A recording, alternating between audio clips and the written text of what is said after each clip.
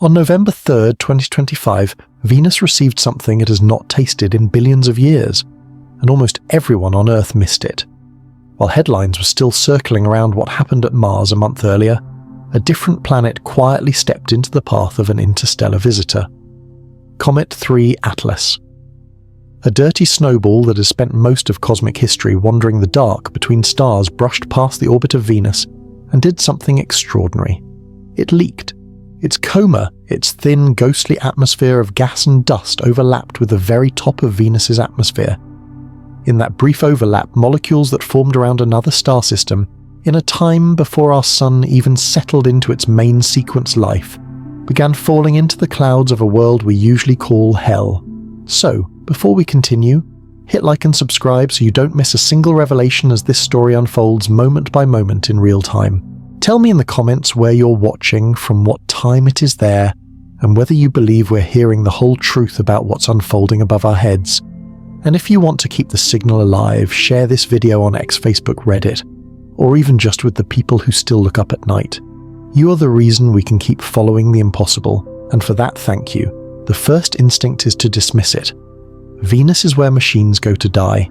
Soviet landers melted there within hours, sinking into a landscape of rock, heated to temperatures hot enough to soften lead. The pressure at the surface is like standing a kilometre underwater on Earth. Above that, instead of comforting blue skies, Venus wears a shroud of clouds made of sulfuric acid, the same stuff that can chew through metals and flesh. Nothing delicate should last there. No fragile molecule from a comet spending 10 billion years in deep freeze should survive more than a heartbeat in such a place. And yet that assumption is wrong. That's the problem and the opportunity. Because 3I Atlas did not just deliver dust and ice, it delivered water, it delivered hydrogen cyanide, it delivered organics molecules built around carbon, the alphabet of chemistry we associate with life. It delivered refined nickel, mysteriously separated from iron through processes that mimic industrial chemistry. And in the strange cold churning heights of Venus's clouds, some of that cargo did not burn, did not shatter, did not vanish. It lingered, it dissolved, it began to react. Take a moment to sit with that. When you imagine Venus, you probably summon an image of a glowing orange marble, toxic and final, a planetary cautionary tale about runaway greenhouse effects.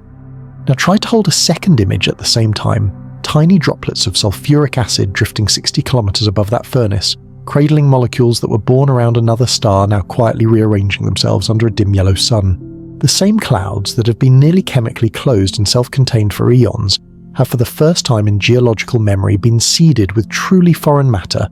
This isn't a science fiction premise. This is late November 2025. It is happening right now while you lie in the dark listening.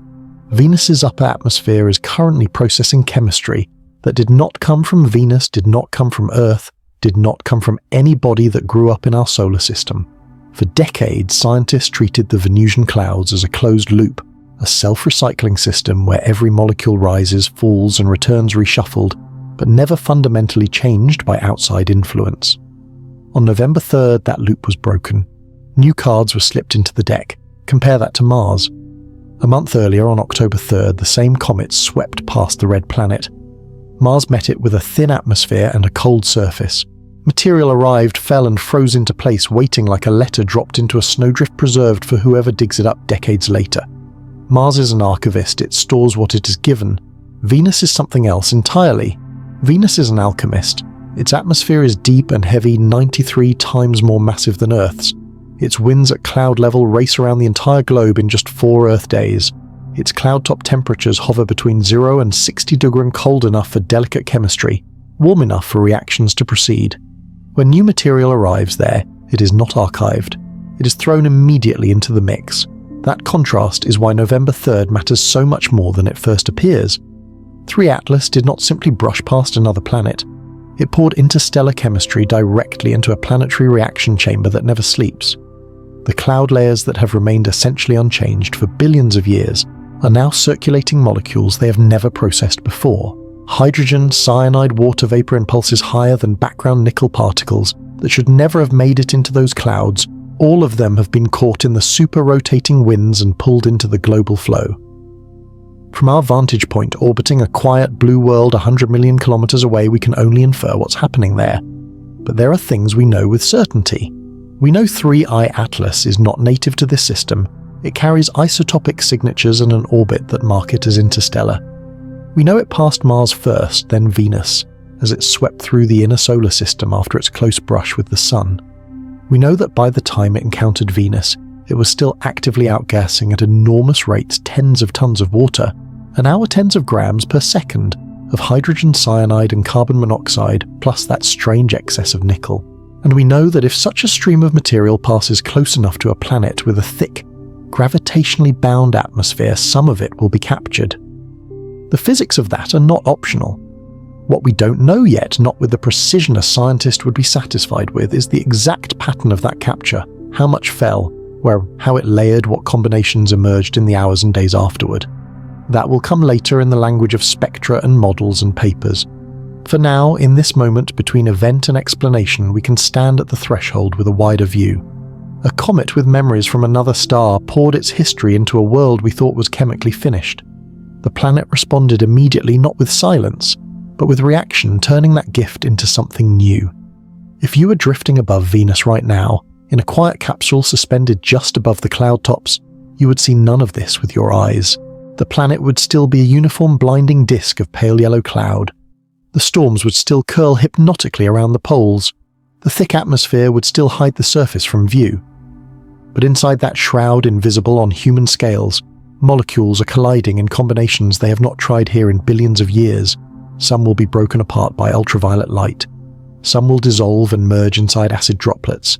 Some will briefly form structures more complex than anything Venus usually allows before they are ground back down by heat and radiation. This is where our story begins, with a quiet, unannounced delivery from interstellar space, a hellish world that is less dead than we assumed, and a question that hangs over the entire solar system. What happens when a planet that has been left alone for aeons suddenly receives chemistry from beyond its birth cloud?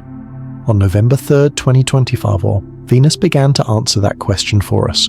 The rest of this journey is simply listening closely enough to hear. Venus has always been our mirror of extremes, close enough to touch through a telescope, yet utterly unreachable. For centuries it shone as the brightest object in the night sky, called the morning star, the evening star, the twin of Earth. But when the first machines tried to greet it, they found no paradise of clouds and oceans. They found a world that melts steel. The first Soviet probes, Venera 7 through 13, were built like submarines. Titanium hulls, precious spheres, insulated electronics meant to endure the unendurable. They fell through yellow skies that darkened to orange, then crimson. Their parachutes burned away. Their cameras blinked once or twice before the heat overwhelmed them. One probe's solder joints liquefied, another's lenses fogged from acid. None survived longer than 2 hours on the surface. What they transmitted in those brief moments was enough to change planetary science forever. They showed a wasteland that seemed sculpted by a furnace plains of basalt, fractured like cooling glass volcanic domes, rising from a landscape baked at 460 W, hot enough to soften lead, hot enough to erase any trace of liquid water. The air there is not air at all, but a suffocating ocean of carbon dioxide 93 times denser than Earth's pressing, with the weight you would feel a kilometre beneath the sea. Lightning flashes within clouds of acid, and the rain that begins miles above never reaches the ground. It evaporates in mid-fall, returning to vapour before it can touch the stone. It is an inferno that never ends, powered by a runaway greenhouse effect, the same process that once made Earth fertile. On Venus, it went too far. The oceans boiled away, water split into hydrogen and oxygen, the lightest element escaped to space, and the oxygen bound with carbon in a final irreversible exhalation. The planet became a sealed kiln of carbon dioxide trapping heat, with no escape, the ultimate cautionary tale of planetary climate gone mad. Yet paradoxically, Venus is not uniformly hostile. Above the surface, far above, between 50 and 70 kilometers, the air cools dramatically. Temperatures there hover between 0°E and 60°E. Pressure softens to near-Earth values. The winds, though fierce, are constant and predictable, racing around the planet at 100 meters per second in a hypnotic 4-day rotation. Up there, amid veils of sulfuric acid, lies something astonishing, a region where chemistry slows down enough for molecules to persist, to meet, to transform.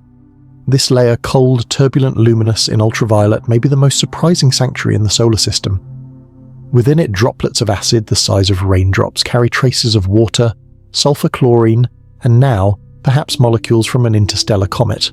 Each droplet spins and falls, evaporates, reforms a ceaseless dance of reaction. It is within these clouds that life's most basic chemistry might for fleeting moments find room to breathe. To study Venus is to live inside contradiction, a world so hostile it destroys every probe, yet so beautiful it captures every poet. Across cultures, Venus has always been a symbol of desire and danger. To the Romans, she was the goddess of love. To the Maya, a herald of war. To medieval astronomers, the divine mirror reflecting both morning hope and evening sorrow. In myth, beauty and destruction are twins, and Venus embodies both. The same light that inspired lovers also guided navigators into storms. Modern scientists feel a similar pull. They speak of Venus with a kind of reverent frustration, a place that resists understanding yet holds answers we cannot find elsewhere. Why did two sibling worlds born from the same nebula take such opposite paths? Why did Earth balance on the narrow ridge of habitability, while Venus fell into fire? Every probe that dies there gives us a brief glimpse of our own potential future, of the thin line that separates equilibrium from catastrophe. And perhaps that is why we keep looking back toward the planet that melts steel. Because in its glowing clouds, in its silence and rage, we see both our origin and our warning. We see that a world can be simultaneously dead and dynamic, cruel and creative. The hell of Venus is not just punishment, it is process. Even here, amid acid and pressure, chemistry moves, reacts, evolves. That duality, the death below and the subtle life of reaction above, is what makes Venus the perfect stage for what happened on November 3rd, 2025. The planet's surface remains untouchable, but its upper atmosphere is alive with motion, a global conveyor belt ready to receive whatever the cosmos sends. When 3 Atlas passed by, it was not a sterile encounter between ice and rock. It was a conversation between two extremes, a frozen traveller and a burning world. Venus is the world that burns and yet breathes. Its steel-melting surface is the mask, not the soul. Its real story unfolds higher up, where sunlight filters through acid haze and alien molecules now drift caught in winds older than humanity itself. For most of its existence, Comet 3I Atlas was a ghost, an orphan of another star. Long before our sun ever formed, before the planets coalesced, it drifted through interstellar night, a fragment left over from a dead solar system, carrying the molecular fingerprints of another sun's chemistry. For billions of years it travelled unlit and unmeasured, storing in its icy heart the frozen story of a different world's beginning. Then in 2025, gravity and coincidence drew it close enough to ours for that story to unfold. When astronomers finally captured its spectrum, they found something uncanny. 3C Atlas wasn't just another dirty snowball like the comets born in our Kuiper belt or Oort cloud. Its molecular ratios were subtly wrong. The balance between carbon, nitrogen and oxygen, between volatiles and refractories, suggested it had formed under conditions alien to the solar nebula. It carried the marks of interstellar processing atoms rearranged by cosmic rays, frozen radicals trapped in amorphous ice, and dust grains coated with organic films older than Earth itself. Its composition as measured while it passed Mars and then Venus told a story equal parts chemistry and poetry. Water H2O dominated, streaming off the nucleus at over 100 metric tons per hour, a torrent in space. Hydrogen cyanide, HCN, that paradoxical poison and prebiotic seed, vented in quantities rarely seen, nearly 100 grams every second. Carbon monoxide, CO, followed a molecular survivor that forms wherever carbon meets cold vacuum and a whisper of oxygen. And then came the anomaly nickel in unusually high abundance, separated from iron in a way nature rarely performs without help. Ordinary solar comets carry metals, yes, but in the same proportions they existed in the dust of the solar nebula. 3I Atlas broke that rule.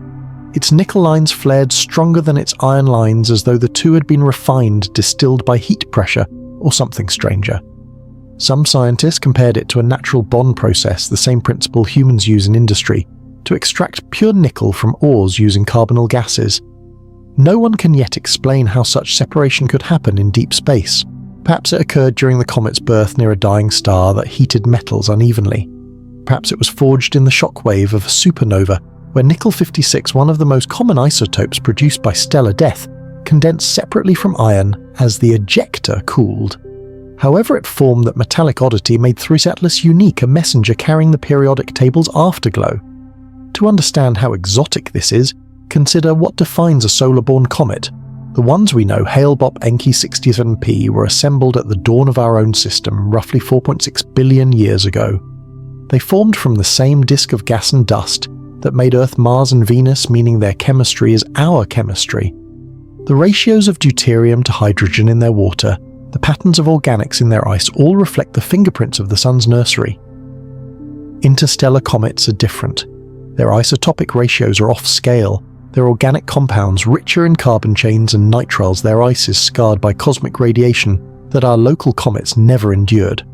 They're in effect fossils of other galaxies' habits of creation. Every molecule in 3 Atlas carries a cosmic genealogy. The water came from hydrogen and oxygen atoms forged in the first generation of stars' hydrogen, from the Big Bang oxygen from massive stars that lived fast and died in supernovae. The carbon monoxide traces its origin to red giants where helium fused into carbon and spilled into space. The hydrogen cyanide links those elements together. Carbon, nitrogen, hydrogen, a triad that appears wherever life might. And nickel, the dense metallic residue, is the signature of catastrophe, the cooling ash of a star that collapsed and then bloomed into an explosion bright enough to seed a galaxy. When such materials condense in interstellar clouds, they mingle randomly, forming icy grains and complex organics that drift for eons. Once in a while, those grains gather again into a new body, a comet, a planetesimal bound loosely by gravity shaped by time. 3 Atlas is one of those wanderers, its chemistry layered like an archive, the interstellar, the primordial, the processed. When sunlight finally touched it again near our sun, it woke up. Ice's sublimated jets erupted, and a diffuse coma bloomed around the nucleus, carrying that ancient chemistry into space. It was that coma, millions of kilometers wide, that brushed against Venus. And within that invisible mist rode not only water and simple gases, but dust grains laced with nickel silicates, and carbon-based polymers, tiny stubborn seeds of matter, older than our solar system. Imagine it a cascade of particles crossing 97 million kilometers of void, drawn by gravity into the whispering clouds of a planet that has not received new chemistry in eons. When those grains met Venus's atmosphere, they did not simply vanish. They slowed, sputtered, ionized, and dissolved. Some were broken apart by ultraviolet light, releasing their gases into the flow. Some melted into acid droplets and began new reactions. A few may even have survived intact, suspended like microscopic fossils circling the planet in endless 4-day rotations, drifting between night and day. That is what arrived from the void, the recycled atoms of ancient stars stitched together in the dark between galaxies, carried across interstellar distances by a comet older than our sun, now falling through the clouds of a world that mirrors our future. Each molecule is a note in the long chemical symphony of the cosmos, a reminder that nothing in the universe is truly isolated. Matter travels, learns, forgets, and begins again. And on that November morning, Venus, the planet that melts steel, became the next instrument in that song. Comet 3 Atlas did not crash into Venus. It merely brushed against it, yet in cosmic terms that brush was intimate.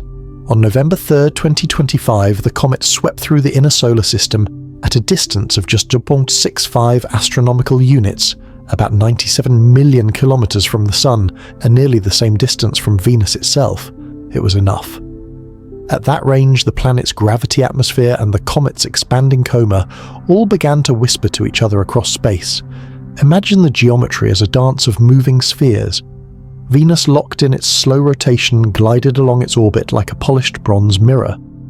3 Atlas, by contrast, was a runaway arrow, its hyperbolic trajectory slicing inward from the galactic outskirts, cutting through the solar plane at a steep angle, before it would vanish again into the dark.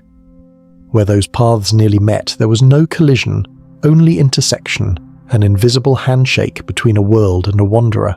The comet's coma, the ghostly halo of gas and dust sublimated from its nucleus, extended millions of kilometers into space, thin as breath, but vast as oceans. Its shape was not spherical, but asymmetric, dragged outward by the solar wind into a long streamer of molecular vapor and ionized dust. As 3 Atlas approached Venus, the planet's orbital motion carried it through the outer edge of that plume, a slow crossing that lasted several hours. In that time, billions upon billions of particles found themselves inside the planet's gravitational reach. Gravitationally, it was like watching a net dip into a passing stream. Venus's hill sphere, the region where its gravity dominates over the Sun's, extends nearly 1 million kilometers outward. Anything entering that bubble feels the tug of Venus more strongly than the pull of the Sun. The comet's dust and gas, flowing at tens of kilometers per second, skimmed through that region. Only a small fraction slowed enough to be caught, but that fraction mattered.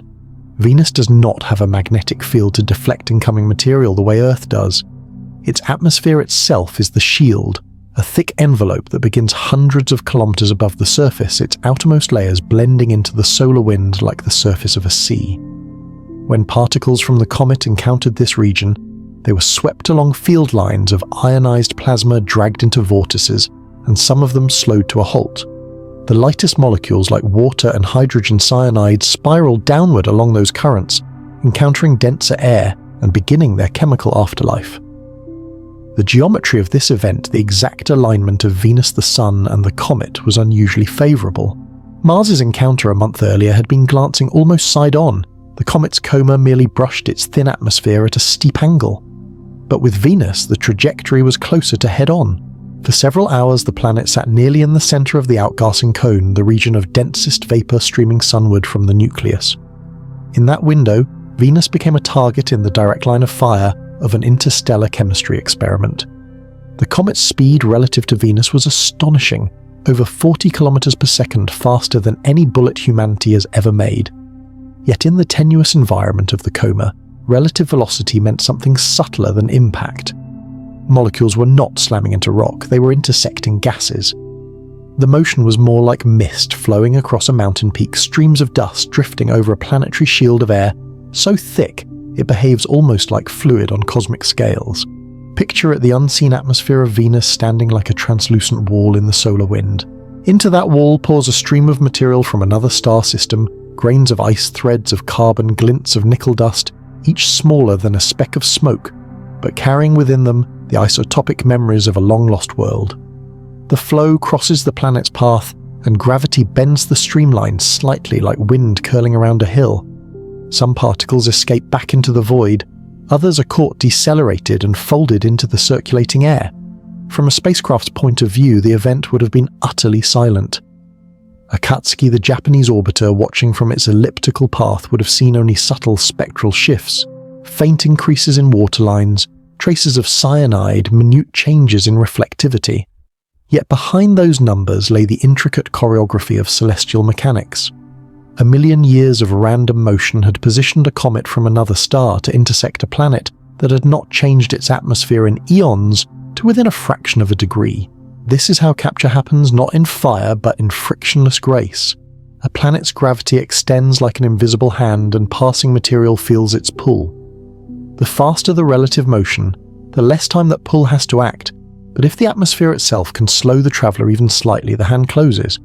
In Venus's case, that meant that a handful of atoms out of trillions escaping from 3i Atlas found themselves no longer part of the comet's halo, but part of Venus's sky. We think of capture as dramatic, an asteroid drawn into orbit, a meteor flaring into dust. But in truth, the process is delicate. Picture tiny currents of vapour bending toward a world's limb, invisible tides of gravity and pressure guiding them into contact. From afar, it looks like nothing at all. Yet at the molecular level, this was an exchange, interstellar dust streaming across an alien sky, Venus breathing in the faintest scent of another sun. For a few fleeting hours, two vastly different systems overlapped, one born from the ashes of a supernova, the other from the dust of our own sun. That was all it took. The chemistry of the galaxy brushed against the chemistry of a planet and stuck. And as the comet continued outward, cooling again into silence, Venus was left holding a handful of stardust, turning it endlessly through its winds. When space and atmosphere meet, there is no sound, only exchange. On November 3rd, 2025, that exchange began 70 kilometers above the scorched surface of Venus, in a place where air thins into plasma and sunlight turns sulfur to gold. It was there, in that fragile boundary between world and void, that the dust and vapour of Comet 3i Atlas began to fall. The comet's coma approached like an invisible river. Billions of particles, water molecules, cyanide, radicals, grains of nickel-rich dust were carried on streams of solar wind moving faster than any hurricane on Earth. As they neared Venus, they encountered the outermost fingers of its atmosphere, rarefied gases, ionized by sunlight moving as plasma tides around the planet. At first, the comet's molecules hardly noticed. The density was so low that a single atom could travel kilometers before striking another.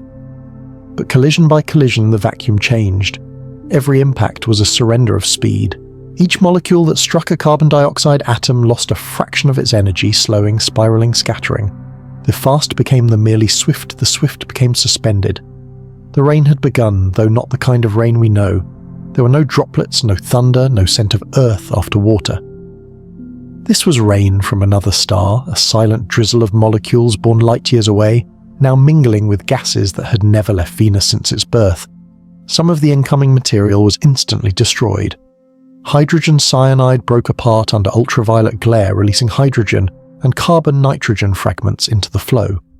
Other molecules, especially the heavier ones carrying dust or metallic cores, penetrated deeper, slowed enough by drag to be caught in the planet's global wind system. Within hours, those alien atoms were drawn into the superrotation, a ceaseless current of air circling Venus every 4 Earth days, fast enough to carry any impurity halfway around the planet before the sun set again. If we could have watched it in ultraviolet light, the spectacle would have been mesmerizing, a shimmering band around the planet's limb as if Venus briefly wore a halo. The comet's material diffused into thin streaks, some forming narrow auroral arcs, where solar radiation excited newly arrived gases. In a way, it was a comet's tail entering a planetary body, an ethereal fusion of 2 moving atmospheres. Think of it as touch without impact. Space is not empty. It is filled with streams of dust ions and whispers of gas. Venus, wrapped in its dense air, is not a closed sphere but a membrane breathing against that cosmic ocean. When 3 Atlas passed near, the 2 fluids met the solar wind, dragging the comet's exhalations into Venus's ionosphere, the planet's upper atmosphere rising to greet them. The result was not a crash but a blending. The planet inhaled just slightly and took in the scent of another world. At around 120 kilometers altitude, where the thermosphere merges with the exosphere, high-energy collisions transformed the incoming vapor. Temperatures there soar to hundreds of degrees Celsius, but densities are so low that heat is meaningless. Molecules dance alone in vast emptiness. Here the first exchanges occurred, oxygen atoms from Venus reacting with carbon monoxide from the comet to form carbon dioxide, hydrogen from cometary water, bonding temporarily with native sulfur species. Chemistry that had been dormant for eons flickered into motion. As these transformed fragments descended into denser air, the real capture began. The upper haze layers charged aerosols and fine dust suspended by electrical currents acted as traps. Tiny grains of nickel and silicate, still warm from entry, clung to those aerosols like pollen to raindrops. They became seeds for new reactions, nuclei for new droplets. In a few hours, particles from interstellar space were no longer free agents. They had joined the weather of a planet. Below 70 kilometers, wind strengthened, sweeping these mixed aerosols laterally around the globe. At these altitudes, the air pressure is roughly 1/10 of Earth's, the temperature near freezing, and the chemistry exquisite in its hostility, droplets of sulfuric acid suspended like mist. The captured materials, water, hydrogen cyanide, carbon, monoxide, nickel, met that acid not as intruders but as guests. They dissolved, reacted, and disappeared into the planetary bloodstream. Venus's clouds had become the laboratory where interstellar dust was tested. In poetic terms, Venus was being rained upon by another solar system. Each molecule was a messenger from far away, forged in the death of ancient stars, carried through millennia of cold, now burning away its loneliness in the cauldron of an alien sky. The event lasted mere hours, yet for that time the boundary between worlds blurred. The heavens touched the planet not in fire but in chemistry. From the ground, if there were a ground observer to see through the blinding clouds, nothing would seem different. No comet trail, no shooting stars. But above those clouds, the atmosphere itself shimmered with the faintest fluorescence, a sign that something new had entered. Something foreign was being digested by the endless churn. Venus's global winds took the gift and began to mix it evenly, relentlessly, until no molecule remembered where it came from. By dawn the next day, the comet had already moved on, shrinking back into the black, but what it left behind continued to fall deeper into the haze, diffusing like ink in water.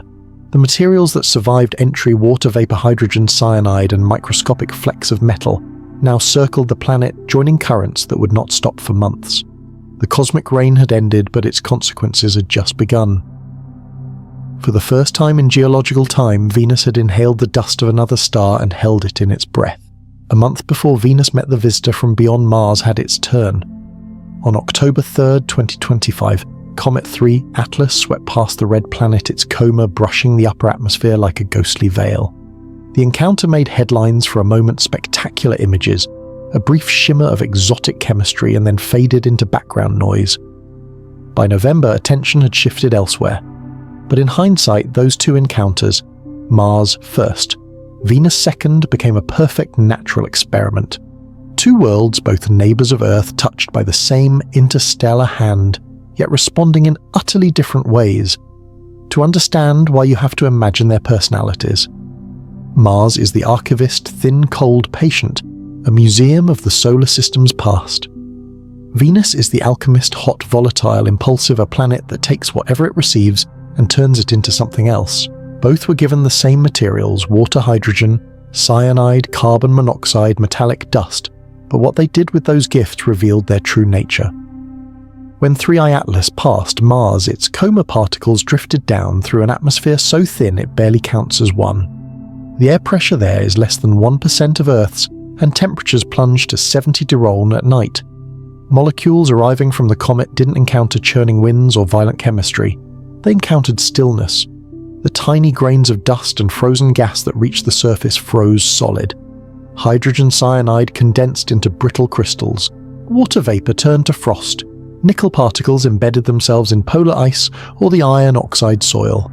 Mars, lacking the energy to react, simply kept what it was given intact, untouched, waiting. In that sense, the red planet behaves like a time capsule. Whatever falls upon it becomes a record, a geological letter sealed for future readers. If robotic missions land there years later, they will likely find traces of 3I Atlas in the regolith unchanged signatures of interstellar chemistry, preserved under layers of dust. Mars does not process, it archives. It is a silent librarian in the cold, keeping every page exactly as it was delivered.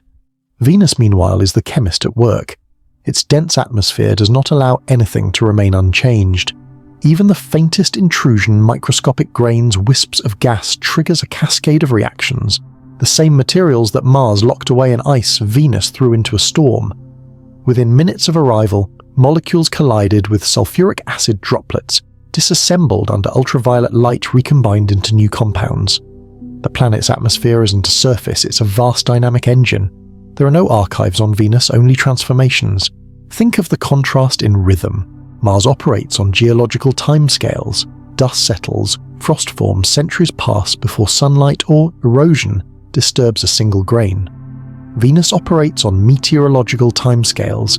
Its atmosphere races around the planet in 4 days, mixing and remixing endlessly. A molecule of cometary water entering Venus's clouds can circle the world before Earth completes one rotation. Every hour there is equivalent to 1,000 years of Martian stillness. This difference defines the kind of story each world tells. On Mars, the third Earth, Atlas left a memory. On Venus, it began an experiment. Mars's encounter can be thought of as a deposit, a layer of foreign chemistry added to a fossilized planet. Scientists will study it like an archaeological site, analyzing ratios, isotopes, and the way the new materials rest atop the old. It is the record of contact frozen in time. Venus's encounter, on the other hand, is an ongoing process like dropping dye into boiling water. The moment the molecules entered, they began to disperse, dissolve, and reassemble.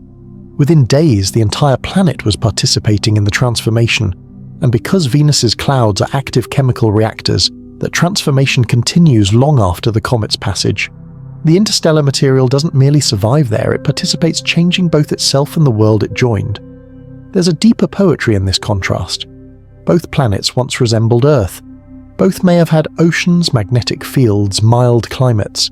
Now, billions of years later, one is frozen solid, the other is boiled alive. One preserves the memory of what was, the other demonstrates what happens next. Mars teaches us about endurance. Venus teaches us about change. Together they form a cosmic pair, stillness and motion, preservation and transformation, each revealing a different face of planetary evolution.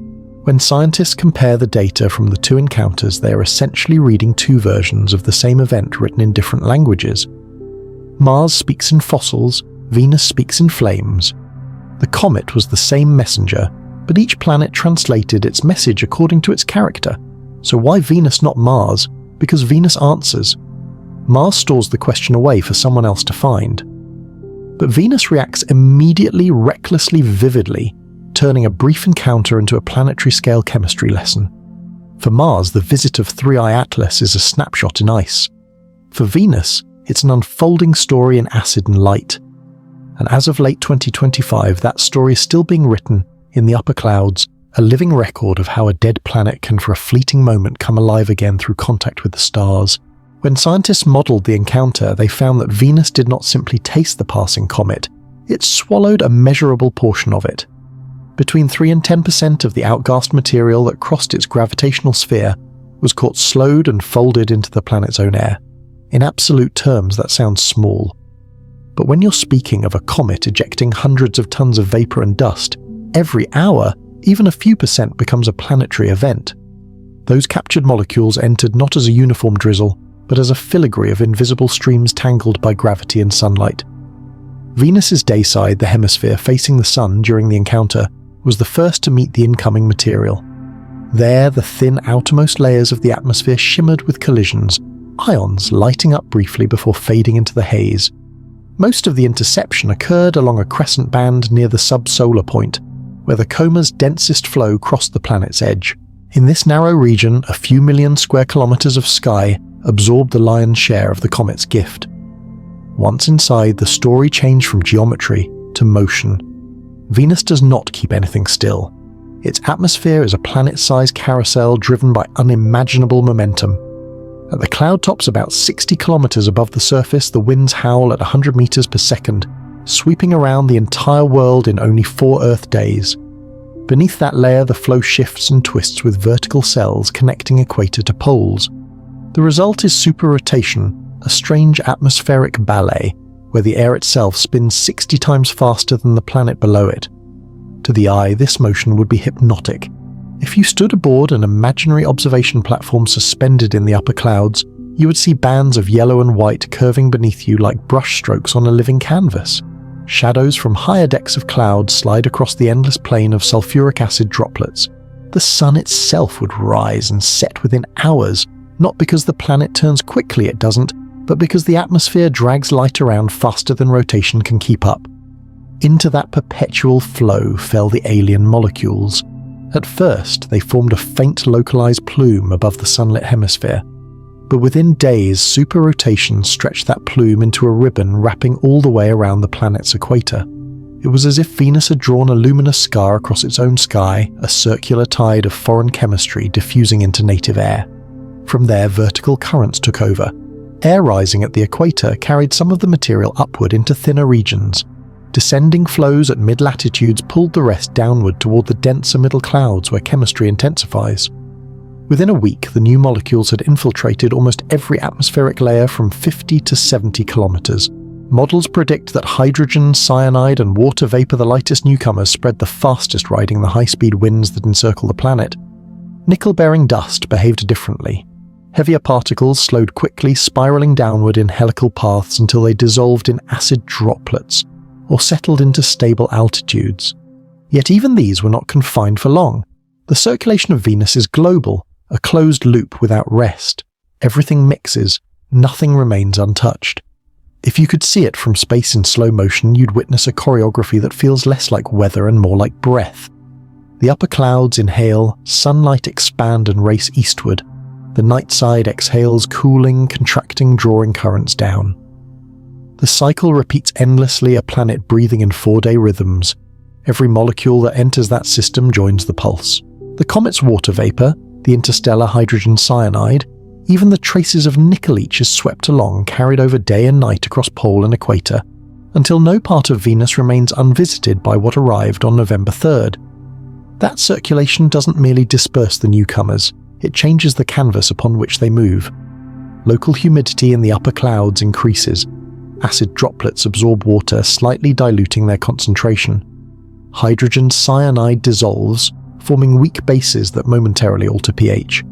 Nickel particles act as microcatalysts, subtly altering reaction rates wherever they drift. The planet's chemistry, once uniform and self-repeating, becomes patchy dynamic, a living tapestry of reactions constantly being stretched and rewoven by the wind. To scientists modelling this, Venus became less a planet and more a giant experiment in motion. Every rotation of the atmosphere offers a fresh round of mixing. Every swirl of turbulence a new opportunity for chemistry.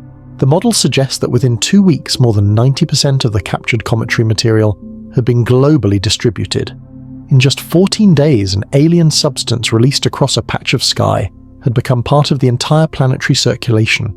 That speed of assimilation unthinkable on Earth illustrates Venus's defining trait, the power of its atmosphere to erase boundaries. And yet that erasure is not destruction. It is renewal. The captured molecules do not vanish.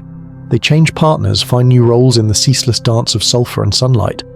Hydrogen and carbon recombine into fleeting organics. Oxygen atoms trade between water and acid. Nickel ions settle into catalytic rest stops waiting for the next collision. Every breath of Venus's wind now carries the faintest echo of another world, a molecular whisper from the comet that wandered across the stars. To describe Venus's atmosphere is to describe motion without rest, rhythm without sound. A world wrapped in perpetual circulation, turning itself inside out every 4 days, eternally mixing its past with whatever new thing the cosmos dares to send. That is what makes Venus so extraordinary. It doesn't merely receive, it transforms through motion. And somewhere within that yellow, swirling infinity, the atoms of 3I Atlas are still dancing, carried endlessly around a planet that never stops breathing. Venus is a world without oceans, yet above its surface stretches a sea, an ocean of air, layered, immense, and alive with motion.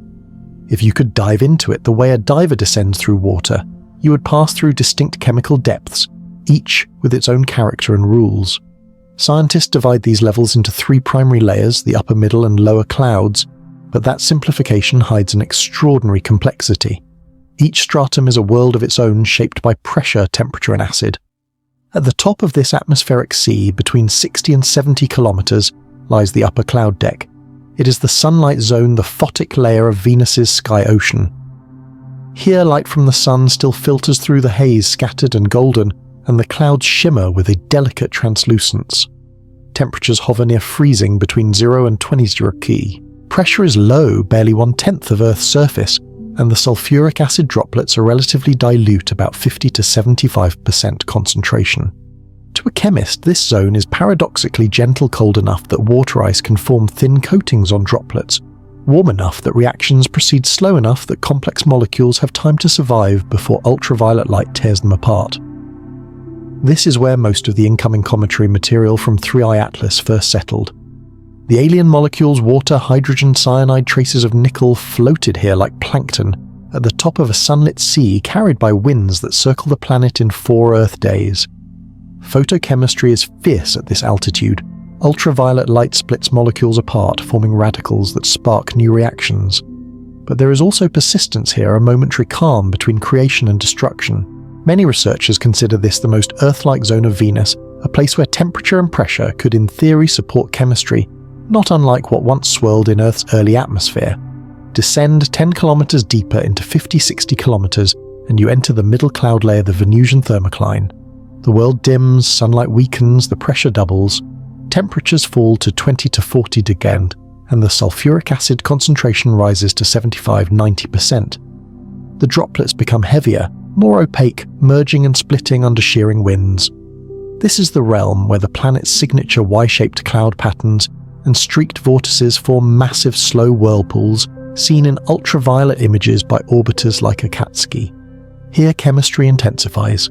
Molecules that survived in the gentler upper zone encounter a far more aggressive environment. Water dissolves into acid, hydrogen cyanide hydrolyzes into formic acid and ammonia. Nickel dust reacts with acid to form soluble nickel sulfate. These reactions are exothermic. They release heat, creating micro hotspots that flicker invisibly through the haze. Each droplet becomes a miniature laboratory, a micro-reactor, where sulfur, carbon, and nitrogen continually exchange partners. The atmosphere in this band is more turbulent, like the churning middle layers of Earth's oceans, where temperature gradients drive currents and storms. It is a chemical wilderness, hostile, yes, but astonishingly dynamic.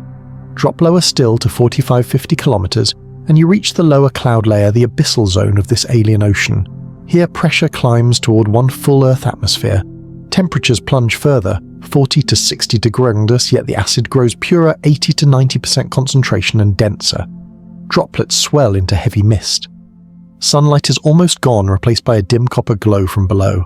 The air is thick enough that sound might travel as muffled thunder, though no human ear has ever heard it. In this depth, chemistry slows but endures. Molecules that manage to sink this far face near total assimilation. Organics are stripped to fragments. Metals dissolve into ionic form. The lower clouds act as Venus's chemical terminus, a zone of decomposition and recycling.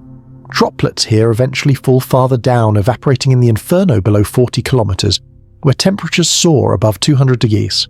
Their gases rise again, feeding the continuous loop of condensation, reaction, and evaporation. It is an endless conveyor belt, like deep-sea currents rising and sinking through thermal layers. Below all that, from 0 to 45 kilometers, lies what planetary scientists call the clear atmosphere, a misleading name. There are no clouds, but visibility ends in a perpetual orange haze of aerosols and carbon dioxide. Temperatures rise steeply until at the surface the air itself glows with heat. Chemistry here is no longer gentle but geological carbonates, forming and decomposing rocks literally outgassing into the air. Nothing from the comet survives that descent intact. Every molecule that reaches this deep ocean floor is unmade. When scientists visualize Venus's atmosphere, they describe it not as a stack of layers, but as a living fluid. Each altitude is a current within a single body, each chemical process a heartbeat. The upper clouds are the photic zone, alive with energy and new arrivals from space. The middle is the thermocline, dense, swirling, transformative. The lower is the abyssal plain, silent, crushing, and final. And through all of it flow invisible tides, vertical convection, global circulation storms that rise and fall like ocean waves, but measured in weeks instead of seconds. If you could fall through this ocean, you would experience it the way a diver moves through water. At first, gentle blue twilight and calm drift, then murky turbulence and strange bioluminescence, then total darkness and crushing stillness. The difference is that on Venus, the bioluminescence comes from lightning and phosphorescent chemistry, not life, and the crushing stillness is made of acid instead of salt water. Still, the parallels hold. Both oceans, Earth's and Venus's, are stratified by energy, each layer a different environment where chemistry chooses what can and cannot exist. In Earth's seas, those gradients sustain life. In Venus's clouds, they sustain a restless chemistry that, while lifeless, still mirrors the same logic, energy, gradients, reaction pathways, cycles of renewal. This is what makes Venus's atmosphere so mesmerizing to study. It's not just a blanket of gas, it's an entire ecosystem of physics and chemistry, one that recycles itself perpetually.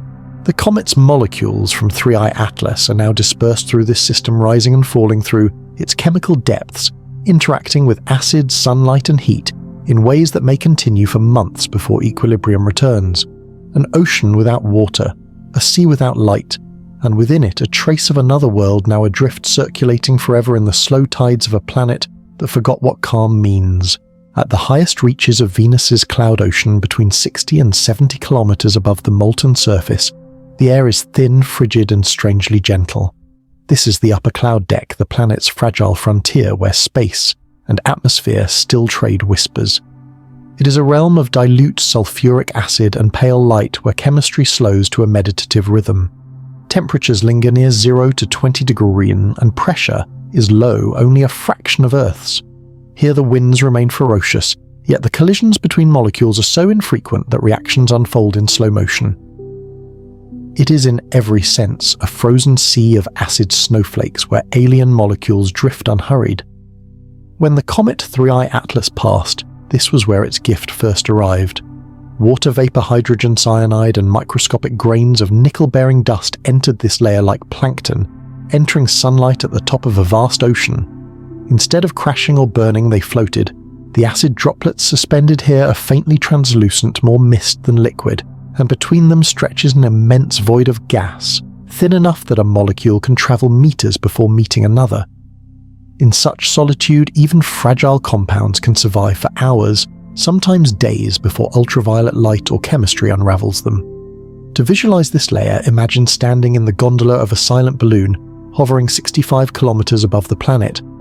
The sky above you would be jet black stars visible even in daylight, but below spreads an unbroken plain of clouds glowing softly like molten ivory.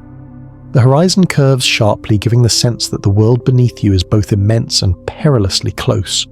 Every few seconds, lightning flickers far below its blue-white pulse diffused by haze. Around you, the air smells faintly of ozone and acid. The sun, filtered through layers of aerosol, glows dim and copper-gold. In the eerie half-light, the comet's molecules are still falling invisible rain from another star. Because the air here is cold, certain substances condense into delicate ices. Water from the comet mixed with local sulfuric acid may freeze into microscopic crystalline films around existing droplets. These act like shells, shielding what lies inside from further corrosion. Hydrogen cyanide, instead of instantly dissolving, forms thin mantles of ammonium salts as it reacts with trace water. Even complex organics, normally short-lived in such environments, can linger as vapor for hours before photolysis tears them apart. The upper clouds are thus a temporary refuge, not safe, but slow enough for chemistry to dream. Each sulfuric acid droplet becomes a miniature capsule, a bead of liquid glass adrift in a freezing wind. Inside, molecules collide lazily, forming short-lived compounds that would decompose instantly at lower altitudes. Nickel atoms dissolve into solution, their metallic luster erased, replaced by the emerald hue of nickel sulfate. Hydrogen from cometary water mixes with native oxygen, occasionally forming tiny pockets of hydroxyl radicals, the seeds of future reactions. Photons from the sun enter these droplets and scatter, driving photochemistry in silence. If chemistry could think this would be its meditation zone, the border between stillness and transformation, the dynamics here are counterintuitive. Though Venus's winds at this altitude can reach 100 meses, the air moves as a single unified band, a super-rotating current encircling the planet. Within that flow, the droplets themselves drift slowly relative to their surroundings, carried like leaves on a high-altitude river. From above, the entire system looks calm, endless, and smooth like fog frozen mid-motion. But inside, at the molecular level, Venus's atmosphere is busy absorbing, dissolving, reacting in tiny, deliberate increments. And it is here, in this still-moving limbo, that the alien molecules from 3I Atlas found their longest reprieve. Unlike deeper layers where acid concentration becomes lethal to complexity, the upper clouds are forgiving. The droplets are dilute, and ultraviolet light is partially shielded by aerosols. This means the foreign compounds HCN organics, even fragments of nickel carbonyl, can persist long enough to explore new combinations. Every few seconds, radiation cracks one bond and builds another, rearranging elements into molecules that have never existed on Venus before. For the first time in billions of years, the top of Venus's cloud deck has become a chemical gallery of the unfamiliar. The interactions are subtle, measured in parts per billion, but in chemistry, subtlety is power. A single reactive radical can initiate a cascade. A trace amount of metal can catalyze countless reactions. The comet's material, though, sparse, acts like pigment dispersed through a vast medium, tinting the chemistry of the whole layer in faint, unmeasurable shades. If one could magnify this layer to human scale, it would resemble a polar sea beneath starlight, calm, cold, and alive with slow transformations. Droplets drift like plankton. Molecules mingle like drifting spores, and somewhere in that endless sky ocean, the relics of an interstellar journey dissolve into the planet's breath. The upper clouds of Venus are not kind, but they are patient. They destroy, yes, but they also preserve briefly, beautifully, before passing everything downward into deeper, harsher realms. In that suspended world between heat and void, chemistry finds its last moment of grace. The comet's rain has ceased, yet its molecules remain caught in the quiet eddies of an alien sea that never stops turning. Between 50 and 60 kilometers above the Venusian surface lies a band that scientists call the middle cloud layer, a region neither calm nor violent but perpetually restless. Here the atmosphere thickens, the acid grows stronger, and light becomes diffused into a copper twilight that never changes. It is a world of photochemical turbulence where every droplet is both a destroyer and a cradle for new reactions. If the upper clouds are the planet's serene surface ocean, then the middle layer is its chemical wilderness, a vast roiling depth where the energy of sunlight meets the density of matter. The temperature hovers around 20 to 40 degrees pressure, roughly 1/10 of Earth's, and the concentration of sulfuric acid rises above 80%. To the human imagination, it feels almost alive, glowing faintly from within, breathing in solar radiation, exhaling complex molecules that have no analogue on Earth.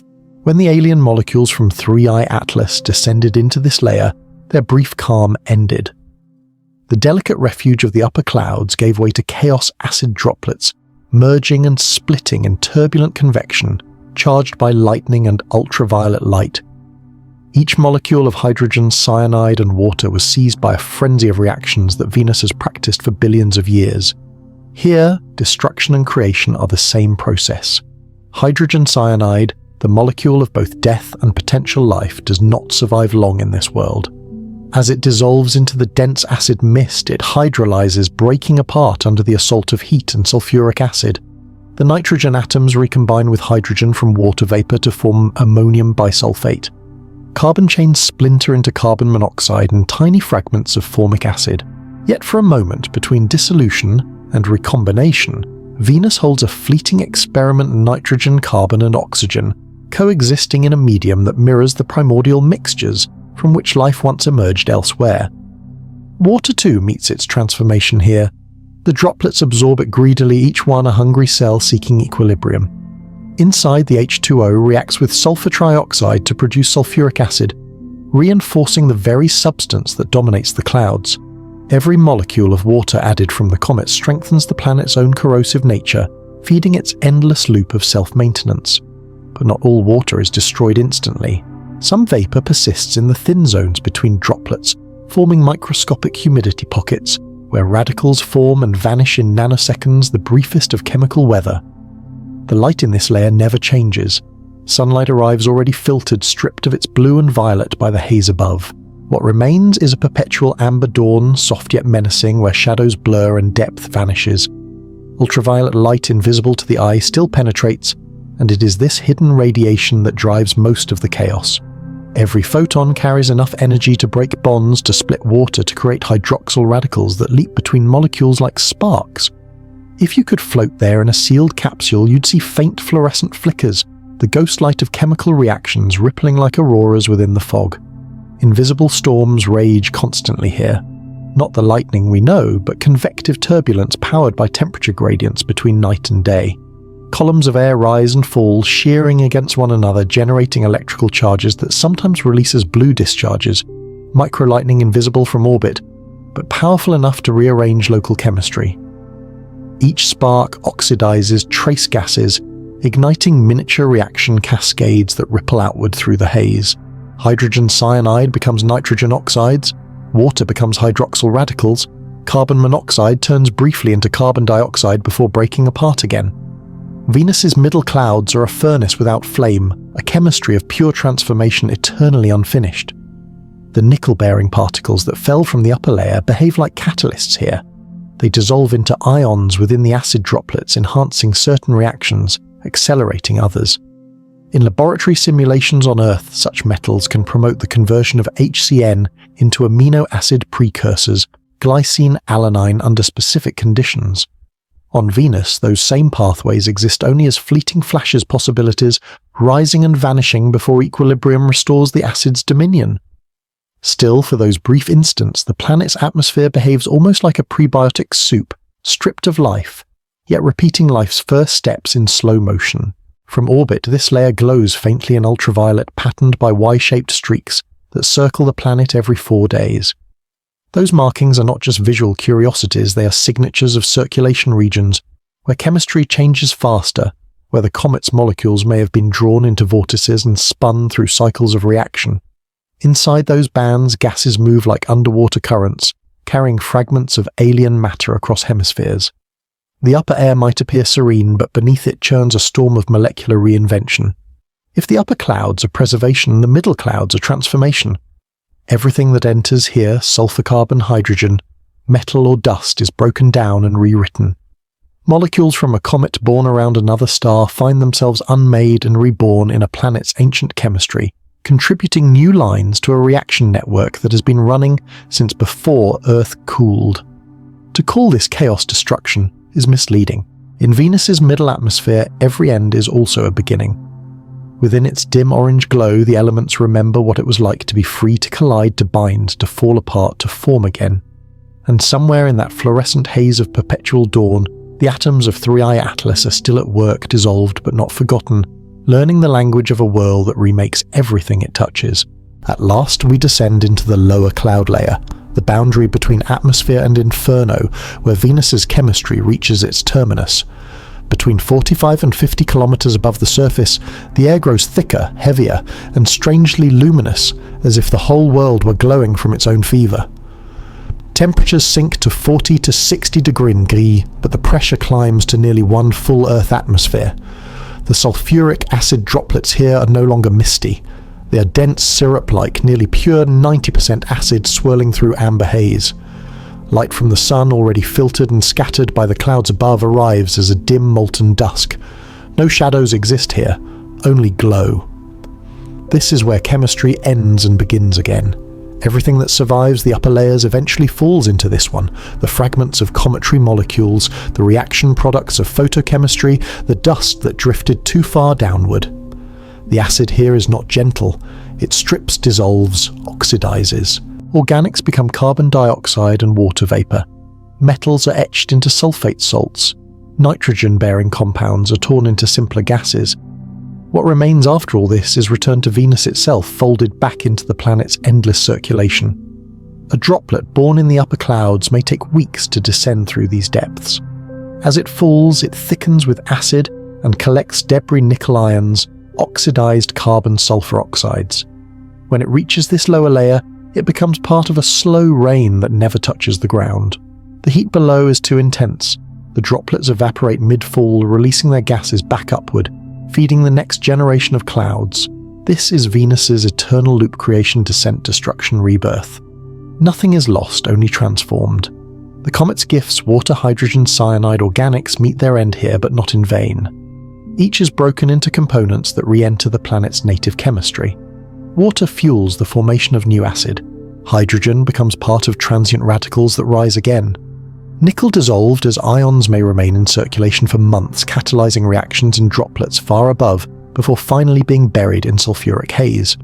The molecules that once traveled 10 billion years through interstellar space now dissolve quietly into the breath of a planet that recycles even its poison. From a scientific standpoint, this is the final sink, the region where complex molecules vanish into equilibrium. But in a philosophical sense, it is the place where Venus becomes an alchemist, a celestial furnace that converts the strange into the familiar, the foreign into the elemental. Every molecule that enters this crucible is unmade and reimagined. There is no stillness here, only process the chemistry of erasure that keeps the atmosphere alive. If you could drift inside this layer, you would feel the weight of an entire planet pressing around you. The droplets fall like liquid glass. The air is thick enough to slow motion to make descent feel like wading through honey.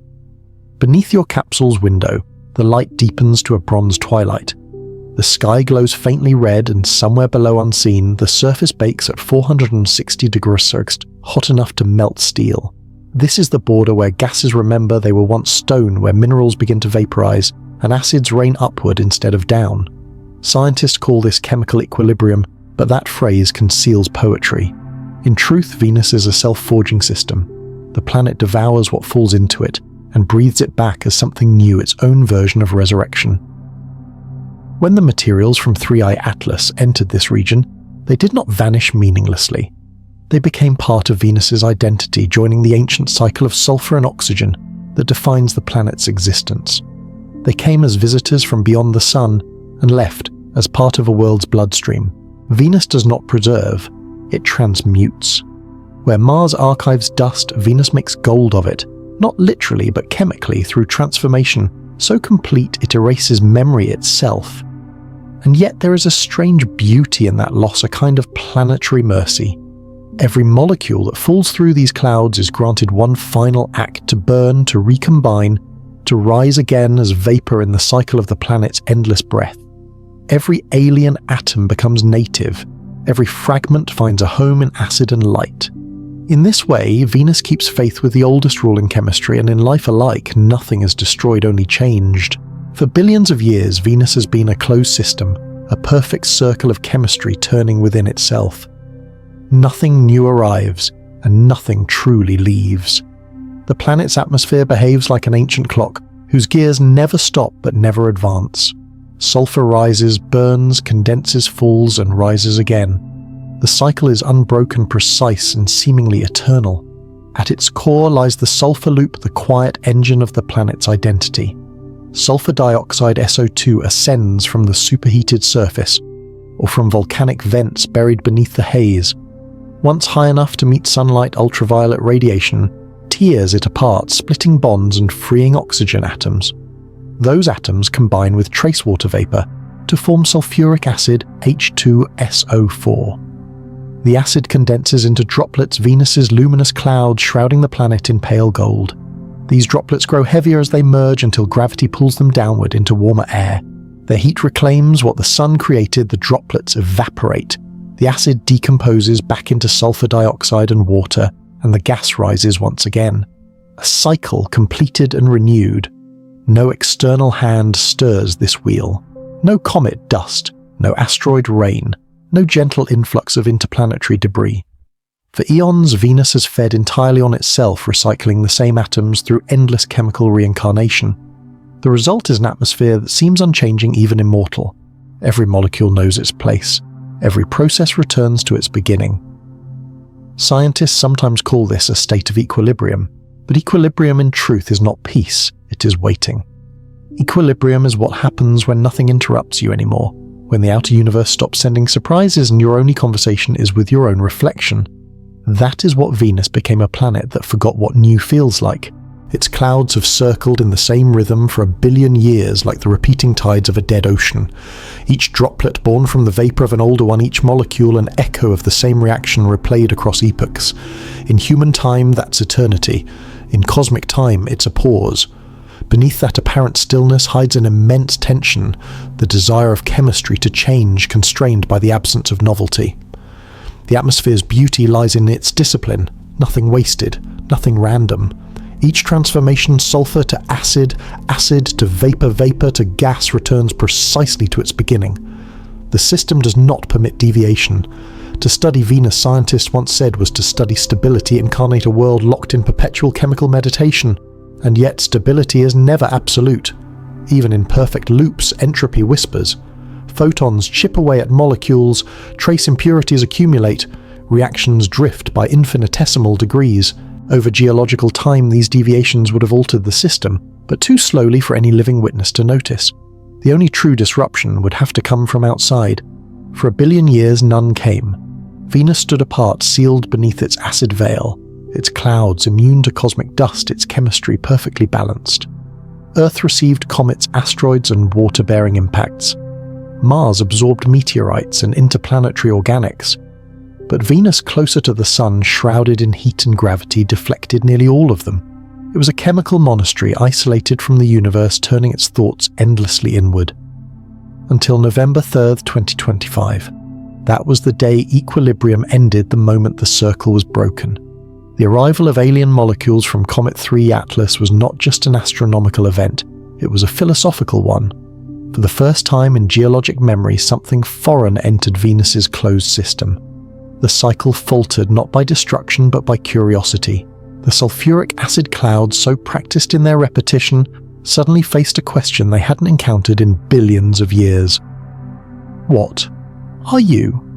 Equilibrium is not immortality. It is simply a lull before disruption, a tension held perfectly still until the universe decides to nudge it. Venus had been waiting, patient and indifferent, for that nudge. It came from the deep night of interstellar space in the form of a passing comet, whose dust fell like alien pollen into the sulfuric clouds. For the first time since the planet's birth, Venus's chemistry dreamed new dreams, and in that moment the illusion of stability dissolved, revealing what equilibrium truly is: not peace, but the longest breath a world can take before it learns to change again. In the silence of interplanetary space, the Comet 3I Atlas shed its skin. Ice turned to vapor rock to dust, and gas streamed outward like breath made visible. By early November 2025, it had already passed the sun and was on its way home, but home for a wanderer between stars is everywhere and nowhere. As it swept past Venus at 0.65 astronomical units, the comet was still outgassing fiercely ejecting material at a rate that defied imagination. Every hour it released the mass of a fully loaded jetliner roughly 120 metric tons of water into the void. Accompanying that water were trails of hydrogen cyanide HCN at around 80 grams per second carbon monoxide CO at similar rates, and something wholly unexpected refined nickel dust separated from iron by processes no natural comet in our solar system had ever displayed. That alone marked 3 Atlas as a relic from another stellar nursery where chemistry unfolded along different rules.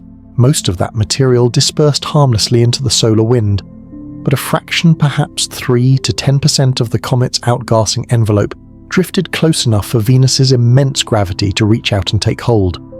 The planet's gravitational field extending over 1 million kilometers acted like a net. Within hours, dust grains and molecules were caught, slowed, and drawn inward. What entered the atmosphere on November 3rd was tiny in absolute mass, mere tons compared to the billions that make up Venus's air, yet immense in meaning. It was foreign chemistry material that hadn't touched this planet since the late chaos of its formation.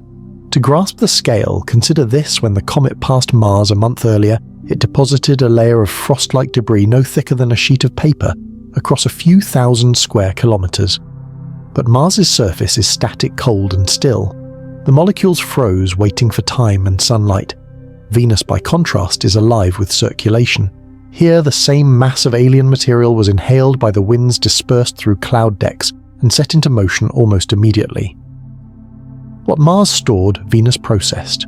In that upper atmosphere, hydrogen cyanide and carbon monoxide collided with native gases. Water vapor merged with acid and metallic dust dissolved into droplets. The air became a workshop, a planet's breath mixed with starlight and strangers. As one researcher put it later, it was as if molecules that should never meet were suddenly shaking hands across the void. Hydrogen cyanide, light and volatile, is the mischief maker of organic chemistry, a molecule capable of building or destroying depending on its company. On Earth, in controlled laboratory conditions, HCN can react with water to form amino acids and nucleic precursors, the foundations of biology itself. On Venus, it faced a different fate: immersion in acid bombardment by ultraviolet radiation and mixing with alien metals. Yet for a few hours or days before photolysis broke it apart, it was alive with potential, a guest from another star exploring what Venusian chemistry could offer. Water too found itself in impossible company.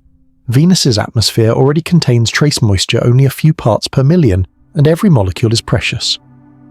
The comet multiplied that fraction, locally injecting several tons of vapor into the upper cloud deck, enough to raise local humidity tenfold. For a brief span, droplets that had been nearly pure sulfuric acid diluted themselves into gentler mixtures, altering how light scattered, how heat moved, how chemistry behaved. It was as if the planet inhaled a deep foreign breath. Then came carbon monoxide, the chameleon of planetary atmospheres. Normally stable at high temperatures, CO interacts with water and metals to form new compounds, reactions that in Venus's clouds would proceed too slowly to notice, but not this time. With catalytic nickel dust present, those reactions found shortcuts, accelerated pathways that would never have existed without the comet's intrusion. And finally, the most mysterious gift, nickel refined and separate from its usual iron companion. In industry, humans spend enormous effort to achieve that separation using high temperatures and complex chemistry. 3I Atlas managed it in the cold of interstellar space, likely through exotic processes involving carbonyl compounds and volatile outgassing. Spectroscopy confirmed what should have been impossible nickel emissions without corresponding iron. The comet was a natural metallurgist, and now that alien metallurgy had entered Venus's air. Only about 100 grams of nickel reached the atmosphere, barely enough to fill a coffee mug. But nickel is a catalyst, not a fuel. It changes the speed of reactions rather than their energy, nudging chemistry in directions it would never otherwise take. In laboratory experiments, even micrograms of nickel can accelerate carbon and nitrogen reactions by orders of magnitude. Now imagine billions of droplets, each containing just a few nickel ions circulating through the planet's clouds, tiny reactors processing alien chemistry at planetary scale. The encounter between Venus and 3I Atlas was brief, measured in hours. But chemistry doesn't measure time in hours. It measures it in interactions, in opportunities. For a planet that hadn't met anything new in eons, this was a flood of novelty. Molecules that had evolved in separate solar systems were suddenly colliding in acid clouds. Hydrogen cyanide met sulfur dioxide, water met nickel, carbon monoxide met sunlight. The universe had arranged a reunion of elements that had been apart since before the sun was born. In a way, it wasn't just a chemical event, it was cosmic diplomacy. Atoms forged in different stars were reintroduced, allowed to mingle, to experiment. And Venus, harsh as it is, welcomed them not with silence but with reaction. It took only a few tons of alien material to remind a billion-year equilibrium that change is the universe's oldest habit. For a few fleeting days after November 3rd, 2025, Venus, the planet that forgets rain, remembered it. Not in the way Earth remembers, with silver clouds and falling drops, but in chemistry and feeling. For the first time in untold ages, the desert of fire breathed a little deeper, and in its upper atmosphere water returned. The numbers sound trivial to us, between 3 and 12 metric tons of H2O, captured from Comet 3I Atlas, dispersed across a world larger than our own. Yet on Venus, where moisture is measured in whispers, parts per million clinging to acid droplets, that addition was seismic. It was the difference between none and something between 0 and a heartbeat. The captured vapor did not fall as a rain. It merged into the clouds, threading itself through the sulfuric haze like veins of clarity inside a gemstone. Every droplet that absorbed a molecule of water changed its personality. Where before it had been a perfect sphere of concentrated acid, now it became slightly diluted, less dense, more pliant to temperature and light. 1 million micro-revolutions took place in silence. The microphysics of the planet's clouds shifted. Tiny changes in surface tension and refractive index rippled through the atmosphere. Droplets that had once settled into stable-sized distributions now collided and coalesced differently. Some grew larger and fell faster before evaporating. Others fragmented into mist, spreading the moisture outward. In Earth's meteorology, we would call this a humidity spike, the birth of transient fog. On Venus, it was closer to an act of rebellion, a moment when even acid chose to soften. Simulations later suggested that this surge of water may have created temporary mistbands within the upper and middle cloud decks, layers where droplets grew lighter and more reflective, producing subtle optical phenomena invisible to the naked eye, but measurable by orbiting spectrometers. The planet's albedo might have flickered if only for hours, a pale gleam brightening the already blinding disk. For a world that rarely changes, even that flicker was extraordinary. Within those mistbands, strange weather may have brewed. The dilution of acid reduced local density, altering how heat and electricity moved. Convection sharpened, microstorms flickered within the fog. Lightning already known to haunt the Venusian clouds found new paths to follow. A single discharge travelling through water-enriched vapour would have produced colours our eyes could not see, violet and ultraviolet flashes fluorescent against the eternal copper dawn. For the first time in eons, Venus's storms were not purely sulfuric. They carried echoes of water, a memory of gentler chemistry. It's difficult to convey how profound this is. On Earth, a few tons of water would fill a small lake. On Venus, that same amount can reshape atmospheric behaviour over thousands of square kilometres. The droplets' freezing and condensation points shift. Evaporation rates change. Reaction kinetics bend toward new equilibria. Even the smallest hydrogen bond, fragile transient, becomes an architect of motion, in a world otherwise ruled by acid and inertia. Imagine it as this, a vast sky orange and luminous, filled with acid rain that never falls, and within it a fleeting breath of coolness, droplets shimmering with an impossible gentleness, carrying the ghost of a distant ocean. They rise and fall within minutes, evaporating into the heat, leaving behind no trace, except for altered molecules and a temporary quiet. But in that quiet, the chemistry rearranges. Sulfur trioxide meets water and grows heavier. Sulfuric acid droplets thicken, then shatter into aerosols. The air becomes momentarily stratified, a layered fog within a storm. Each particle acts like a prism, scattering sunlight into faint halos that no one will ever see. The mists linger for hours, then vanish back into equilibrium, as though Venus simply exhaled and returned to her old self. For a brief moment, the desert of fire had dew. A planetary furnace accepted an ancient element and gave it room to play. No oceans formed, no rivers carved through the heat, yet something changed invisibly but irreversibly. Water is the universe's greatest agitator. Even in trace amounts, it teaches matter to move differently. On Earth, it carved mountains and wrote biology. On Venus, in the aftermath of a comet's passing, it merely softened the rhythm, a quiet adjustment, a new verse in an old chemical song. When the mists evaporated, the acid reclaimed its throne and Venus's clouds resumed their old density and fury. But the lesson remained inscribed in the molecular ledger of the planet. Even in hell, a few drops of water can change the dance. Hydrogen cyanide, HCN, is one of the universe's great contradictions. To us, it is a synonym for death, the gas that ended wars, the compound that shuts down respiration in seconds. Yet to chemistry, it is the opposite, a beginning. The molecule that can build, not destroy, given the right company and patience. On Earth, it may have been the poison that first learned to dream.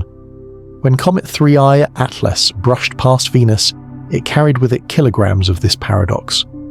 In the cold dark of interstellar space, HCN is common, a byproduct of dying stars and organic-rich comets alike. But Venus had not seen it in meaningful quantities for billions of years. Its native chemistry produces only traces swiftly annihilated by ultraviolet light and acid.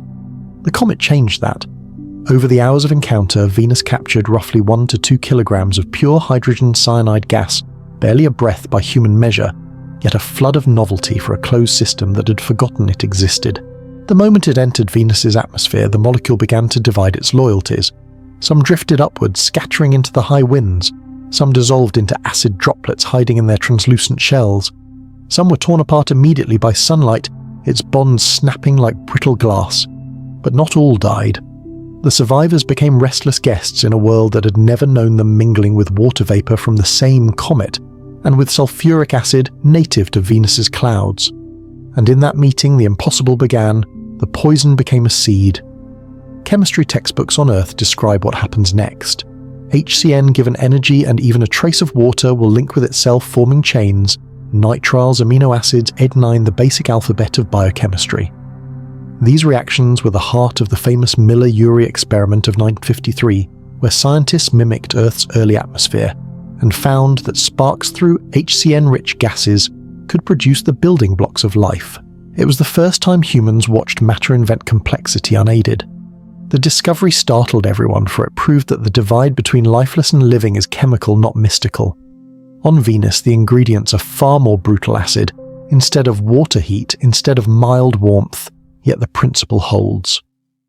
When HCN meets dilute sulfuric acid and trace water at the top of the clouds, it hydrolyzes into formamide and ammonia, both of which can serve as prebiotic intermediates. Formamide in particular is the quiet genius of early chemistry. In laboratory simulations, it acts as a solvent for the creation of nucleobases, the letters of DNA and RNA. A handful of molecules transformed by heat and chance can become scaffolds for replication itself. The irony is exquisite. On a planet where no human could survive a single breath, chemistry is playing a version of Earth's origin story, but upside down in acid rather than water. The droplets floating 60 kilometers above the surface are like laboratories, made by weather billions of tiny beakers mixing alien recipes. Inside them, nickel ions from the comet act as catalysts. Water dilutes the acid just enough for reactions to proceed, and HCN dances between survival and destruction. Every bond that breaks creates another that might endure. If there's a precedent, it lies far from Earth on Titan Saturn's orange moon. There, under cryogenic skies, HCN rains from the heavens and accumulates in pools of methane and ethane, forming a rich prebiotic slurry. Titan's chemistry is slow frozen, Venus's is fast burning, yet both worlds tell the same story: HCN as the first artist sketching molecules that one day could speak. The difference is, tempo one paints in centuries, the other in seconds. Astrobiologists have long joked that hydrogen cyanide is the universe's signature of curiosity. Wherever it appears in comets, interstellar clouds, or planetary atmospheres, it hints that the cosmos is rehearsing the same question: what can matter become? On Earth, that question ended with life. On Venus, it may end with pattern, with molecules arranging themselves in temporary order before acid dissolves them again. But even if no biology follows chemistry has already crossed a threshold, this world, once sterile by definition, has hosted the same reactions that once sculpted life elsewhere. Think of it: a handful of kilograms molecules drifting in acid clouds, doing what they have always done since the dawn of stars exploring possibility. Every droplet that held a trace of HCN became a microcosm of potential. In some, ammonia and formic acid formed, in others nothing did. Most results will never be known. But in aggregate, the planet's sky became a vast prebiotic orchestra, billions of simultaneous experiments running at the speed of light and lightning. And yet nothing about it lasts. The acid reclaims everything, the ultraviolet burns away what remains. Within weeks, the comet's chemistry will fade, its molecules shredded, recycled into the monotony of sulfur and heat. But that doesn't matter. The point is not endurance, it's expression. Even a brief experiment changes what is possible. A few kilograms of poison once meant for death became the first new story Venus has told in 1 billion years. In those droplets for a short while, the planet remembered what creation feels like. And perhaps that's how life always begins, not with a plan, but with a paradox. A deadly molecule trembling in acid suddenly realizing it can build. When astronomers first studied the light from Comet 3I Atlas, they saw something that didn't make sense. Nickel-bright metallic unmistakable was shining in the spectra. That in itself wasn't strange. Comets often contain traces of metal. What was strange was what was missing iron. Nickel and iron are born together twins of stellar furnaces. When supernovae forge heavy elements, these two metals condense side by side in cosmic dust. Every meteorite, every planet's core, every asteroid ever studied carries both. Yet in the tail of 3I Atlas, the balance was broken. Nickel-dominated iron lagged behind. It was as though some unseen process had refined the metal, separating it the way humans do in smelters and reactors. That was the first hint of the industrial-like mystery hidden within the comet. Nature, it seemed, had performed a feat of metallurgy in the dark. On Earth, the separation of nickel from iron requires extreme conditions, high temperatures and volatile gases.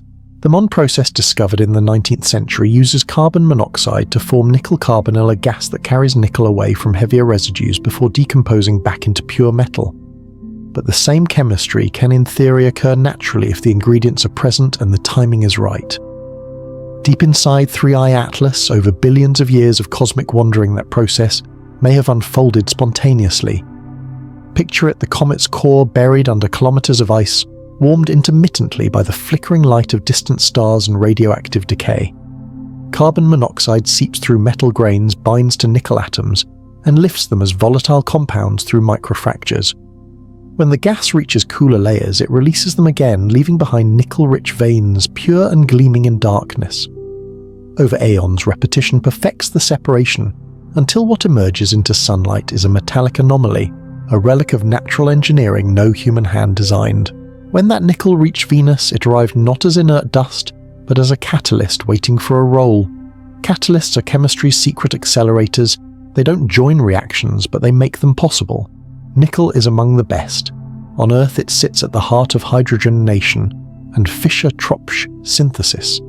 The processes that turn simple gases like carbon monoxide and hydrogen into long-chain hydrocarbons, the molecules of fuel oil and life alike. In laboratories, nickel turns chaos into structure. On Venus, it entered a planet that has no mercy for such order, and yet even there its potential remains. Dissolved into sulfuric acid droplets, the metal forms nickel sulfate ions, which retain their catalytic character. They can absorb carbon monoxide and water molecules, orient them, coax them toward reaction. Its chemistry performed on a knife edge improbable, but not impossible. In the acid's embrace, nickel might help convert CO and water into carbon dioxide and hydrogen, or assemble short organic chains from fragments of cometary carbon. Every droplet that hosts such ions becomes a microreactor, a self-contained experiment running beneath the bronze sky. For Venus, the arrival of nickel was the introduction of agency.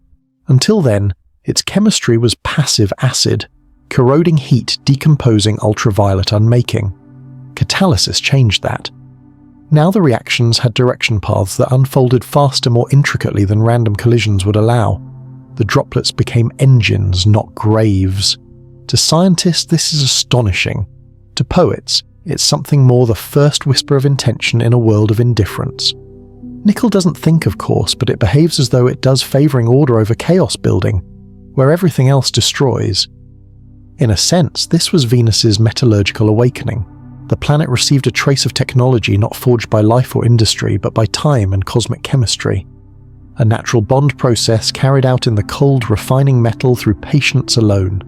The universe, it seems, has been performing industrial miracles long before we named them, and now that metal born in another star, purified by a comet's frozen heart, drifts through Venus's acid clouds. It gleams unseen within microscopic droplets, its ions turning and turning, catalyzing invisible reactions in the air of a hell world. It should not be there, but it is, and that single impossibility, a refined catalyst floating in a planet's poisoned sky, is enough to remind us that nature, even at its strangest, is always an engineer. It builds laboratories out of clouds, furnaces out of planets, and experiments out of silence. Venus has inherited one of those experiments now. A few atoms of nickel, a few molecules of carbon and water, and the eternal patience of chemistry. In that quiet workshop above a burning world, metal thinks and acid listens. Once the comet's gifts entered Venus's atmosphere, they didn't fall, they joined the dance. Venus does not breathe like Earth. It whirls. Its atmosphere moves with a force that borders on myth, an endless eastward gale that races around the planet faster than the world itself turns. Scientists call it super-rotation, but the name hardly captures the spectacle: a hurricane wrapped around an entire planet, moving at more than 100 meters per second, carrying clouds the size of continents through a permanent bronze twilight. Into that wind, the molecules from 3I Atlas were thrown dust grains of nickel droplets, laced with hydrogen cyanide vapor threads of water and carbon monoxide. Each particle became a passenger in a storm that never stops. Within a single Venusian day, 243 Earth days long, the atmosphere completes 60 rotations, a perpetual conveyor that erases any memory of where things began. Picture it the moment of capture. The comet's outgassing plume brushes the upper clouds and alien molecules begin their fall. They spiral into the top of the atmosphere like luminous pollen, their motion slowed by drag until Venus's winds take them. Within hours, the particles stretch into filaments, long ribbons tracing the flow of superrotation. From orbit, if we could see chemical light instead of visible light, we'd witness something like a glowing ribbon of chemistry encircling a world. It would start as a faint arc, then thicken, curl, and merge into a band that girdles the planet from pole to pole. That ribbon doesn't stay confined to one altitude. Venus's circulation is not flat, but layered, a three-dimensional system of updrafts and downdrafts that scientists compare to an ocean's currents. At the equator, sunlight heats the clouds, air rises, and the new chemistry ascends with it. At the poles, cooler air sinks, dragging materials downward toward deeper layers. This is the Hadley cell, a global convection loop that links the equator and poles in a ceaseless exchange. What the superrotation spreads horizontally, the Hadley circulation mixes vertically. Together they form a planet-wide blender. Within days, the foreign molecules are no longer local. They are everywhere above the equator, over the poles, descending into the middle clouds, resurfacing again. Some drift into the vortex over the South Pole, where swirling storms act like centrifuges, concentrating compounds in mysterious spiral arms. Others circle the equator, trapped in the steady eastward current that never sleeps. To imagine it is to imagine a planet-sized bloodstream, slow, circular and luminous, with reaction. The droplets carrying nickel and water gleam like microscopic jewels as they catch the filtered light of the sun. Every 4 Earth days, the entire upper atmosphere completes another lap, redistributing the comet's chemistry with exquisite precision. The result is something new in the solar system, a worldwide laboratory stirred by its own wind. But Venus doesn't merely spread what it captures, it transforms it while it moves. As the droplets travel from the sunlit hemisphere to the night side, temperatures fall by tens of degrees. Reactions freeze, molecules recombine, radicals quiet. Then as the same air returns to dawn, ultraviolet light wakes them again, breaking bonds and igniting new cascades.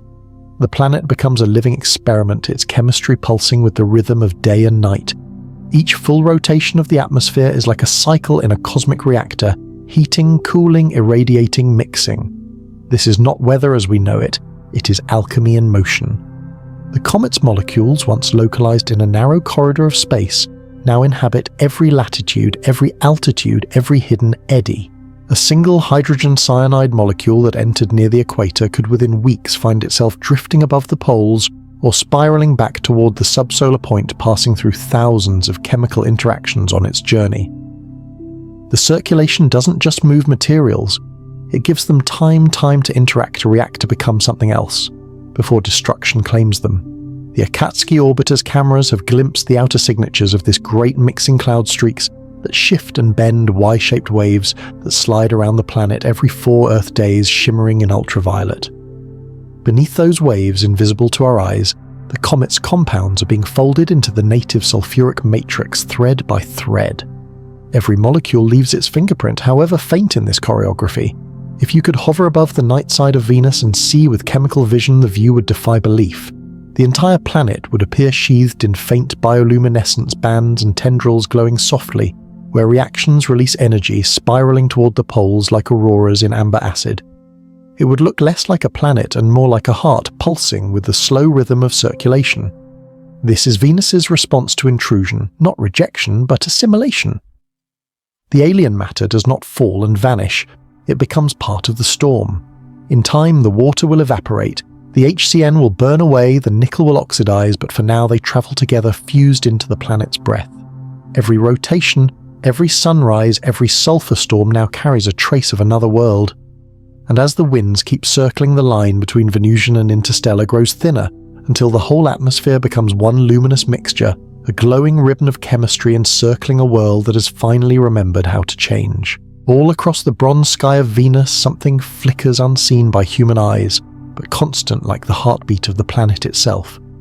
Between layers of sulfur and acid lightning lives, not in sharp white bolts like on Earth, but in diffused flashes that ripple through the yellow haze, illuminating entire regions of cloud for an instant before vanishing into silence.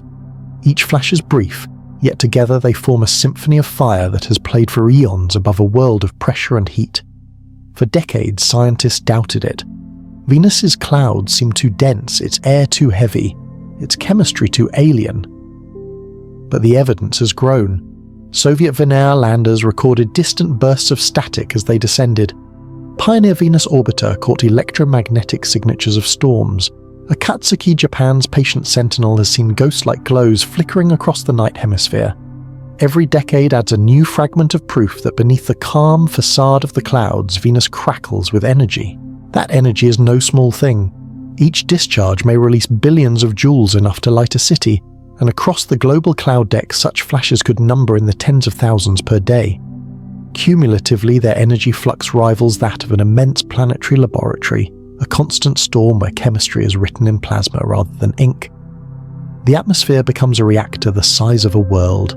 Every bolt, or more accurately, every pulse, tears through the air, splitting molecules and forging radicals. Nitrogen oxides form sulfur bonds, rearrange hydrogen and carbon, join in impossible configurations.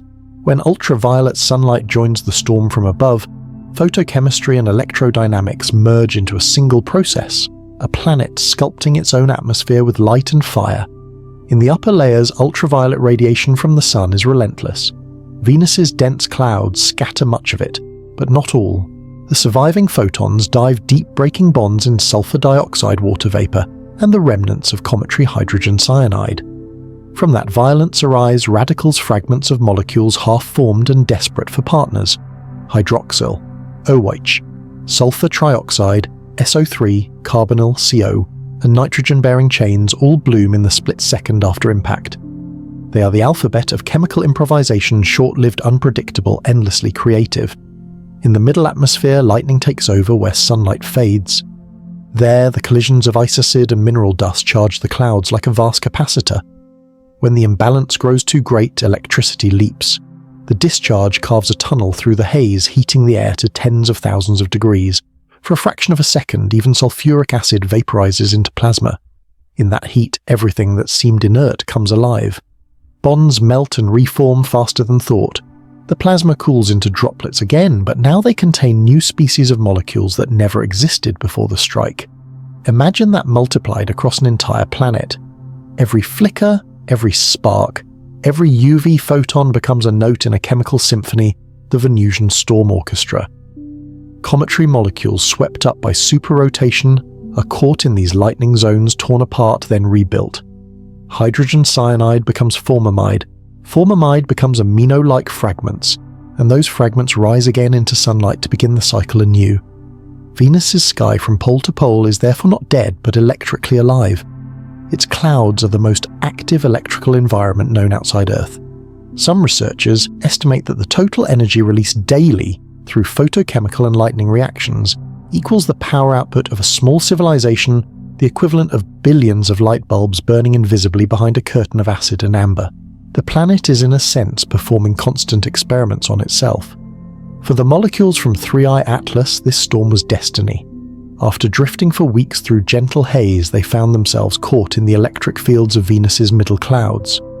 When the next bolt struck, they were pulled into the path of plasma, their atoms torn apart and rearranged. Some may have become simpler carbon monoxide nitrogen gas, others more complex. But all were changed, their origin erased their purpose, rewritten by lightning. And above it all, ultraviolet light continued its ancient vigil, a second kind of lightning made of photons. Every sunrise on Venus ignites billions of microscopic reactions, continuing through the day until night falls and electrical storms take their shift. The planet never truly sleeps. It simply alternates between radiance and thunder. From orbit, we see none of this directly, only the slow flicker of UV shadows and the spectral fingerprints of radicals forming and dying. But if our eyes could see in chemistry rather than color, Venus would appear as a pulsing lantern. Bands of light chasing one another around the equator, flares blooming in the dark, a whole world shimmering in perpetual chemical birth. This is the hidden miracle of the planet we once called hell. Even here in acid clouds under crushing heat, energy flows matter, renews itself, and lightning teaches molecules how to change. It is destruction, yes, but it is also instruction. For what else is lightning, if not creation by force? And so the storm goes on, night after night, a billion sparks, each one a lesson in how the universe keeps itself alive. In the chemistry of planets, scale lies. We imagine change in tons, eruptions, impacts the spectacular acts of cosmic violence. But sometimes transformation arrives, whispering in the faintest concentrations carried by a few drifting molecules. Venus is a master of that kind of deceit. To human eyes, it looks immutable, sealed in its furnace calm, but inside its clouds, the smallest perturbation can ripple across the planet, amplified by feedbacks we barely grasp. When Comet 3I Atlas brushed Venus in November 2025, it delivered only traces parts per billion of water, hydrogen, cyanide, carbon monoxide, nickel. Yet that microscopic contamination entered one of the most tightly wound chemical systems in the solar system. The atmosphere of Venus is not a chaos of gases. It is a network of interlocked equilibria, each reaction feeding the next in perfect rhythm. Change one constant and the melody shifts. In modelling terms, this is a chaotic regime, a system so sensitive that even the smallest nudge, a shift in pH by 1/10,000th an extra photon, absorbed a trace metal dissolved, can spiral into global effects. The physicist Edward Lorenz once captured this truth with a parable, the butterfly effect, where the flap of a wing in one hemisphere might one day alter the course of a storm in another. On Venus, the butterfly has no wings. It has acid droplets, and its flutter is made of molecules. Imagine one nickel ion born in a comet's icy core now dissolved in a droplet 60 kilometers above Venus's surface. Around it, carbon monoxide and sulfur dioxide swirl. The metal acts as a catalyst, slightly increasing the rate at which these gases react. That reaction produces just a few more molecules of sulfur trioxide. Those molecules drift upward, absorb sunlight heat. The surrounding air strengthens a local convection current. That current carries more acid to higher altitudes where it reflects more sunlight, cooling the layer below, shifting pressure gradients, altering the path of a global jet. One ion, one droplet, one infinitesimal push, and the planet's wind field begins to breathe differently. That is not poetry. It is physics. Venus's super-rotation, the hurricane that encircles the globe, is exquisitely sensitive to temperature gradients. A 1-degree change at the cloud tops can rearrange circulation patterns across hemispheres. The comet's contribution of reactive compounds may have triggered just such a shift, invisible to the eye, but measurable in the way cloud streaks drifted in ultraviolet imagery during December 2025. The Y pattern over the equator tilted slightly eastward, its arms elongating. To most, it was nothing. To Venus's atmosphere, it was everything a butterfly's flutter through acid clouds. And chemistry felt it too. The injected hydrogen cyanide altered radical balance in the upper layers, slightly lowering available sulfur trioxide. That in turn changed the formation rate of sulfuric acid droplets. Fewer new droplets meant slightly more sunlight penetrating deeper. In that dim yellow light, reaction rates shifted, changing the composition of trace gases by parts per million, enough to modify infrared opacity, enough to reshape thermal tides. The planet unknowing had begun to retune its own equilibrium. Venus's atmosphere is so thick, so slow-moving in its lower layers, that these effects take weeks to emerge. Yet once they do, they persist. Chemical cascades are not easily undone. They echo, feeding back into themselves. A single reaction can alter concentrations of radicals that drive thousands of others, each with its own chain of consequences. The smallest seed becomes an avalanche. The butterfly's flutter becomes a planetary heartbeat.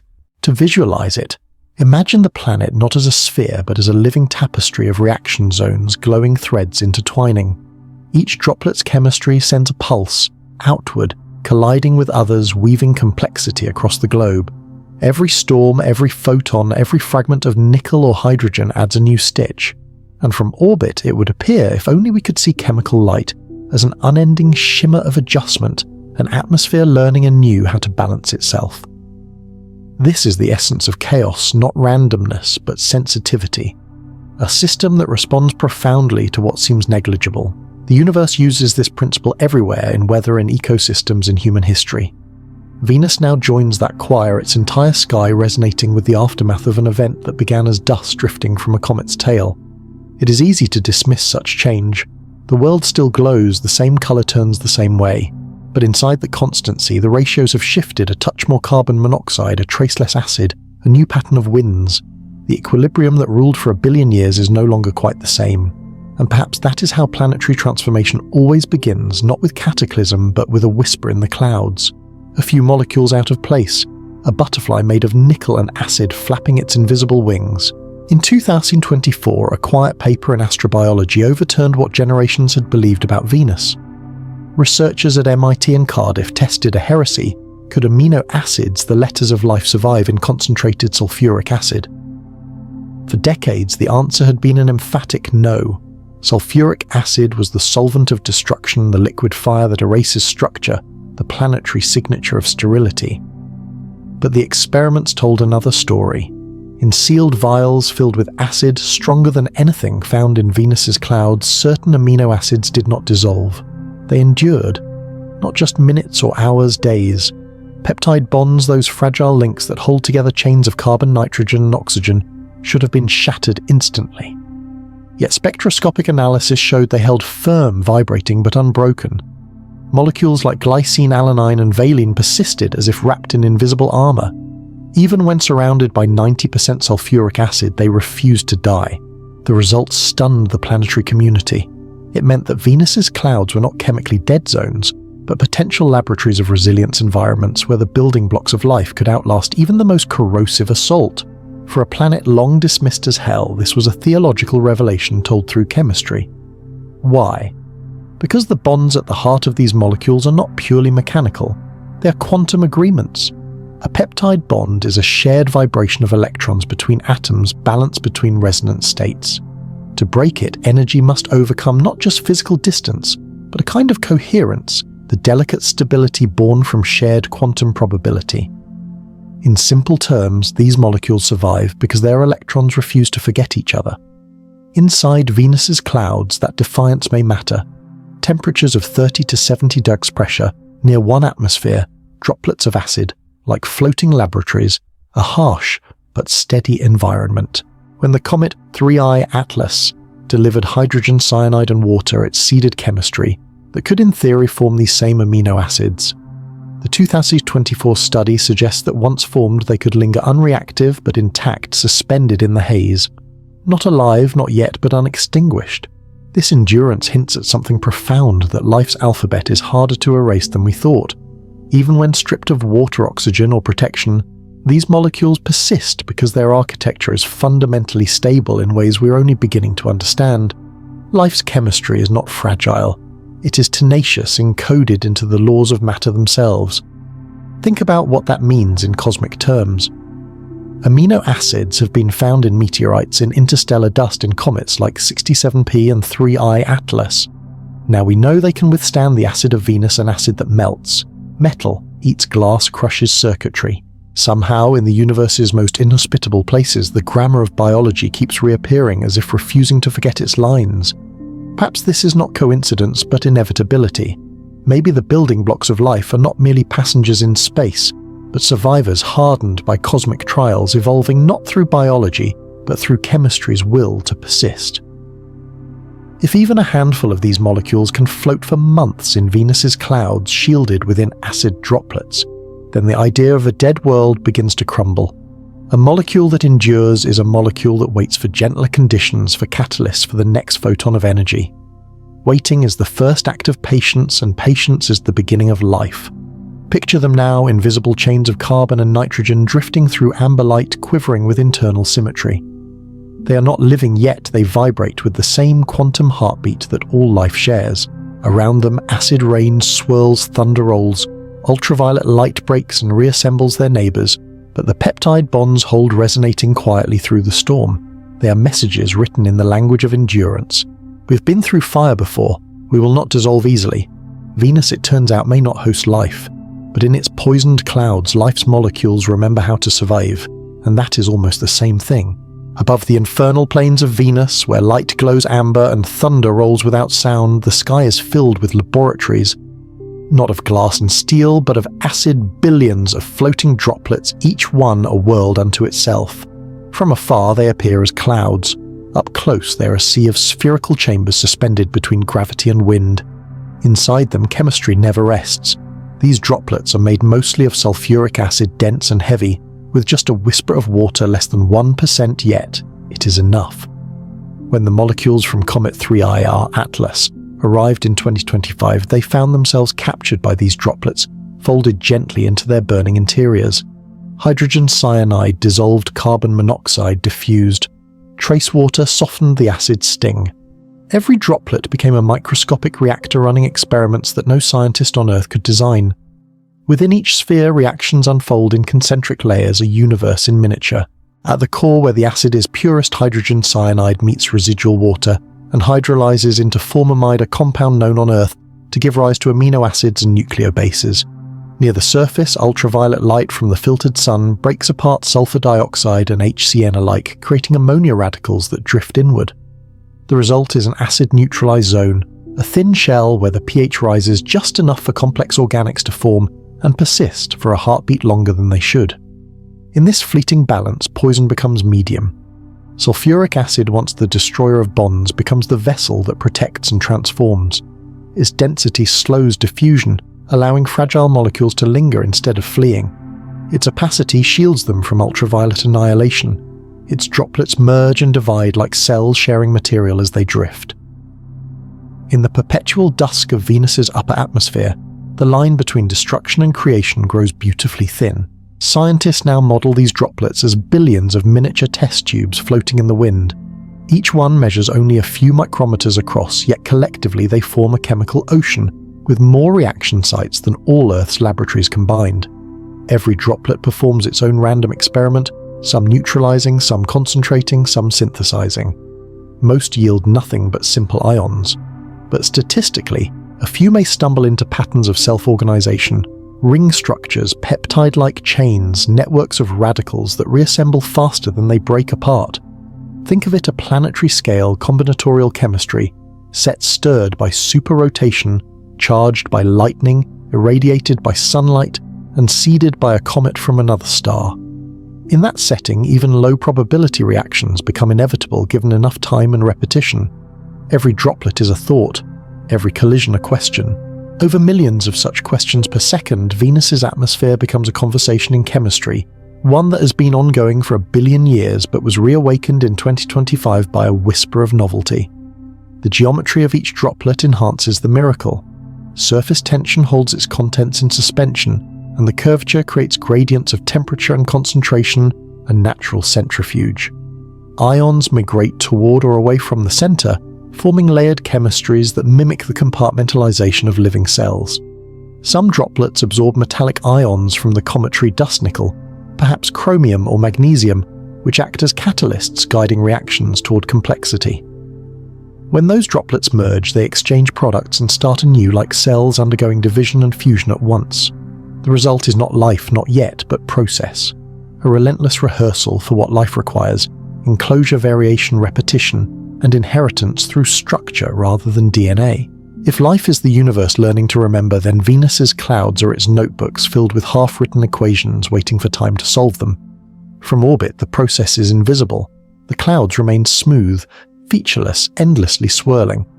But if one could magnify a cubic meter of Venusian air a millionfold, it would resemble a glowing aquarium of chemical fireflies' droplets, flickering as reactions flash and fade within them, each like the echo of an alien experiment. In that perpetual twilight, the droplets drift silent, patient, unknowingly industrious. Everyone a miniature test tube, everyone a hypothesis about creation, everyone proof that even in acid the universe cannot resist trying to build. Venus does not host cities or oceans, but it hosts something subtler, billions of suspended laboratories, dreaming in slow motion. And in those tiny spheres, life's alphabet keeps rewriting itself one molecule at a time in the dusk that never ends. High above the burning plains of Venus, where sunlight glows amber and lightning murmurs through acid, something subtle unfolds, not life, but its rehearsal.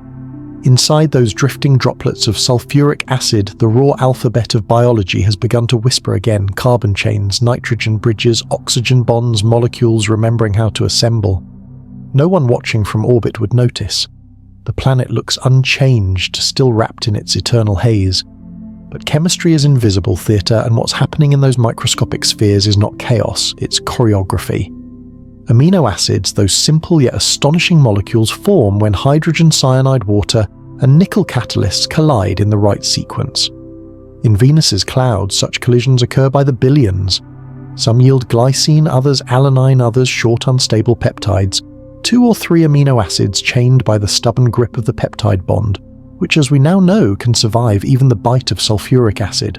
Nearby fragments of formamide, born when cometary HCN met Venusian acid, begin linking carbon and nitrogen into nuclear base analogues, the precursors to adenine, cytosine and uracil.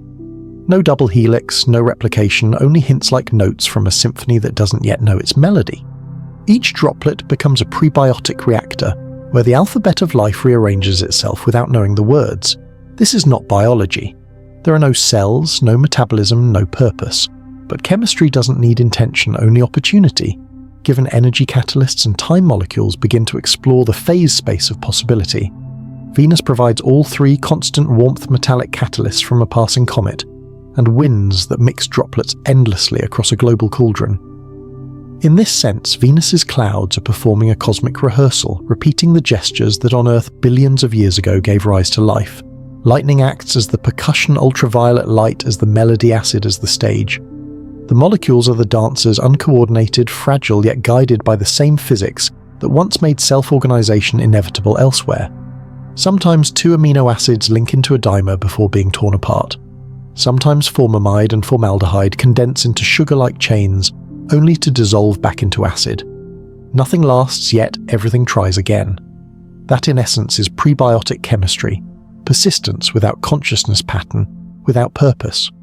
Laboratory models on Earth have shown that under comparable heat and acidity, amino acids can polymerize spontaneously, forming short peptides capable of folding into primitive structures. On Venus, those same pathways might flicker into being for seconds or minutes at a time before breaking apart. But chemistry doesn't mind impermanence, it thrives on repetition. In an ocean of trillions of droplets, every failure is offset by infinite retrieves. If you could see the process not as a scientist but as a poet, it would look like a planet dreaming its clouds, shimmering with invisible reactions, every droplet a syllable in an unfinished sentence. Venus is not alive yet. It behaves like something rehearsing for life, cycling through the same notes again and again until one arrangement happens to linger a little longer, hold together a little tighter. And therein lies the secret persistence, is evolution's first step. Not replication, not metabolism, just endurance. The ability of a structure to remain coherent long enough to interact with another. Every peptide that survives one more second than its predecessor carries chemistry closer to meaning. Venus then becomes more than a cautionary tale of a runaway greenhouse world. It is a stage where the universe continues to practice creation, testing its oldest recipe under new conditions. Acid instead of water, lightning instead of warmth, droplets instead of oceans. But the script is the same: atoms reaching toward complexity, energy sculpting matter into patterns that feel almost intentional. We may never find life there, not in the sense we understand it, But perhaps that's the point. The story of Venus is not about existence, it's about possibility. It shows that even in the harshest places, chemistry keeps moving toward connection, complexity, and form.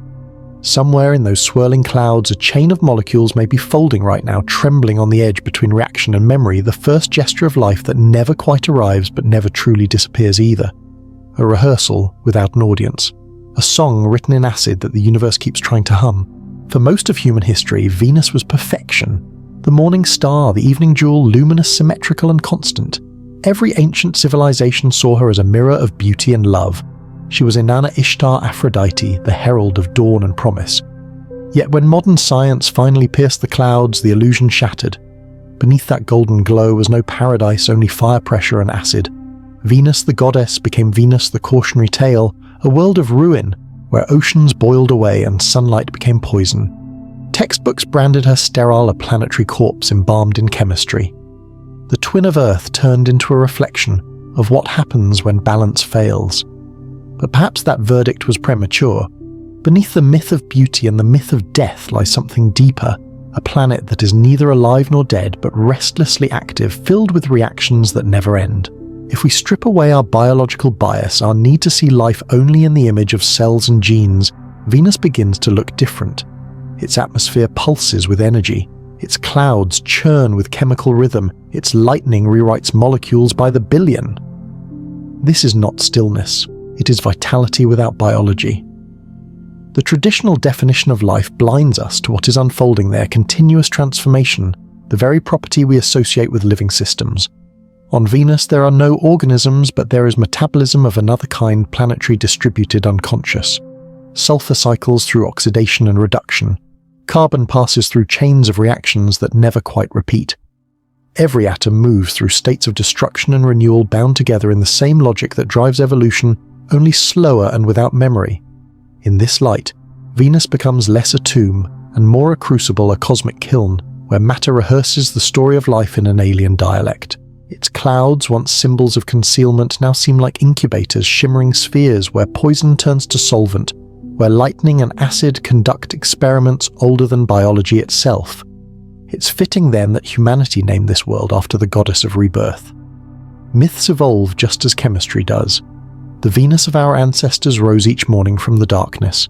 The Venus of science rises from misunderstanding, the beauty that survives in destruction. The planet did not lose its essence when its seas vanished. It simply changed its language. On Earth, vitality takes the form of ecosystems, forests breathing, cells dividing. On Venus, vitality is chemical persistence, the refusal of molecules to rest. The droplets are its seeds, the atmosphere its bloodstream, the lightning its pulse. From this perspective, dead world becomes a contradiction. A world that continues to react, to circulate, to self-organize, however, brutally cannot truly be dead. It is only living in a form we have yet to recognize. And perhaps that is Venus's final lesson. We look to the stars, searching for second Earths, for familiar patterns of blue and green, of oxygen and water. But the universe may be speaking in other tongues. It may show us vitality not as comfort but as perseverance, the ability of matter to keep transforming, even when all the conditions seem impossible. In the mythic mirror, the goddess once symbolized desire, fertility, and renewal. In the scientific mirror, she symbolizes resilience, the strength to endure, to reassemble, to glow still after catastrophe. Venus is not a corpse floating in sunlight. She is a furnace of becoming, a place where creation and destruction are indistinguishable, where acid writes and lightning erases, and still the story continues. The myth of dead worlds dies here, because even in the most hostile sky, chemistry never stops, and as long as atoms move, possibility lives. Every reaction in the universe faces a choice between patience and help. To transform, molecules must climb an energy mountain, breaking bonds, rearranging electrons, forming new shapes. Most can do it only when struck by lightning heat or ultraviolet fury. But sometimes a quiet helper arrives, a catalyst. It doesn't change the destination, only the path, carving a tunnel through the mountain, so that chemistry can pass without exhaustion. That is the essence of catalysis, the art of giving matter a shortcut. You can see it everywhere on Earth. In your body, enzymes guide reactions that would otherwise take centuries. They twist molecules, gently lowering the barriers between one state and another. The amylase in your saliva turns starch into sugar at room temperature. Without it, you'd need to cook that reaction at 1,000 degrees. In cities, catalysts run our industry's platinum. In car exhausts, transforms toxic carbon monoxide into harmless carbon dioxide. Nickel and palladium hydrogenate vegetable oils, turning liquids into solids chemistry, tamed into everyday convenience. Without catalysts, life itself would freeze into stillness. With them, the impossible becomes routine. Venus too now has its shortcut. When Comet 3 Atlas brushed past in 2025, it delivered a dusting of refined nickel, an element forged in the hearts of stars and purified in the comet's strange interior.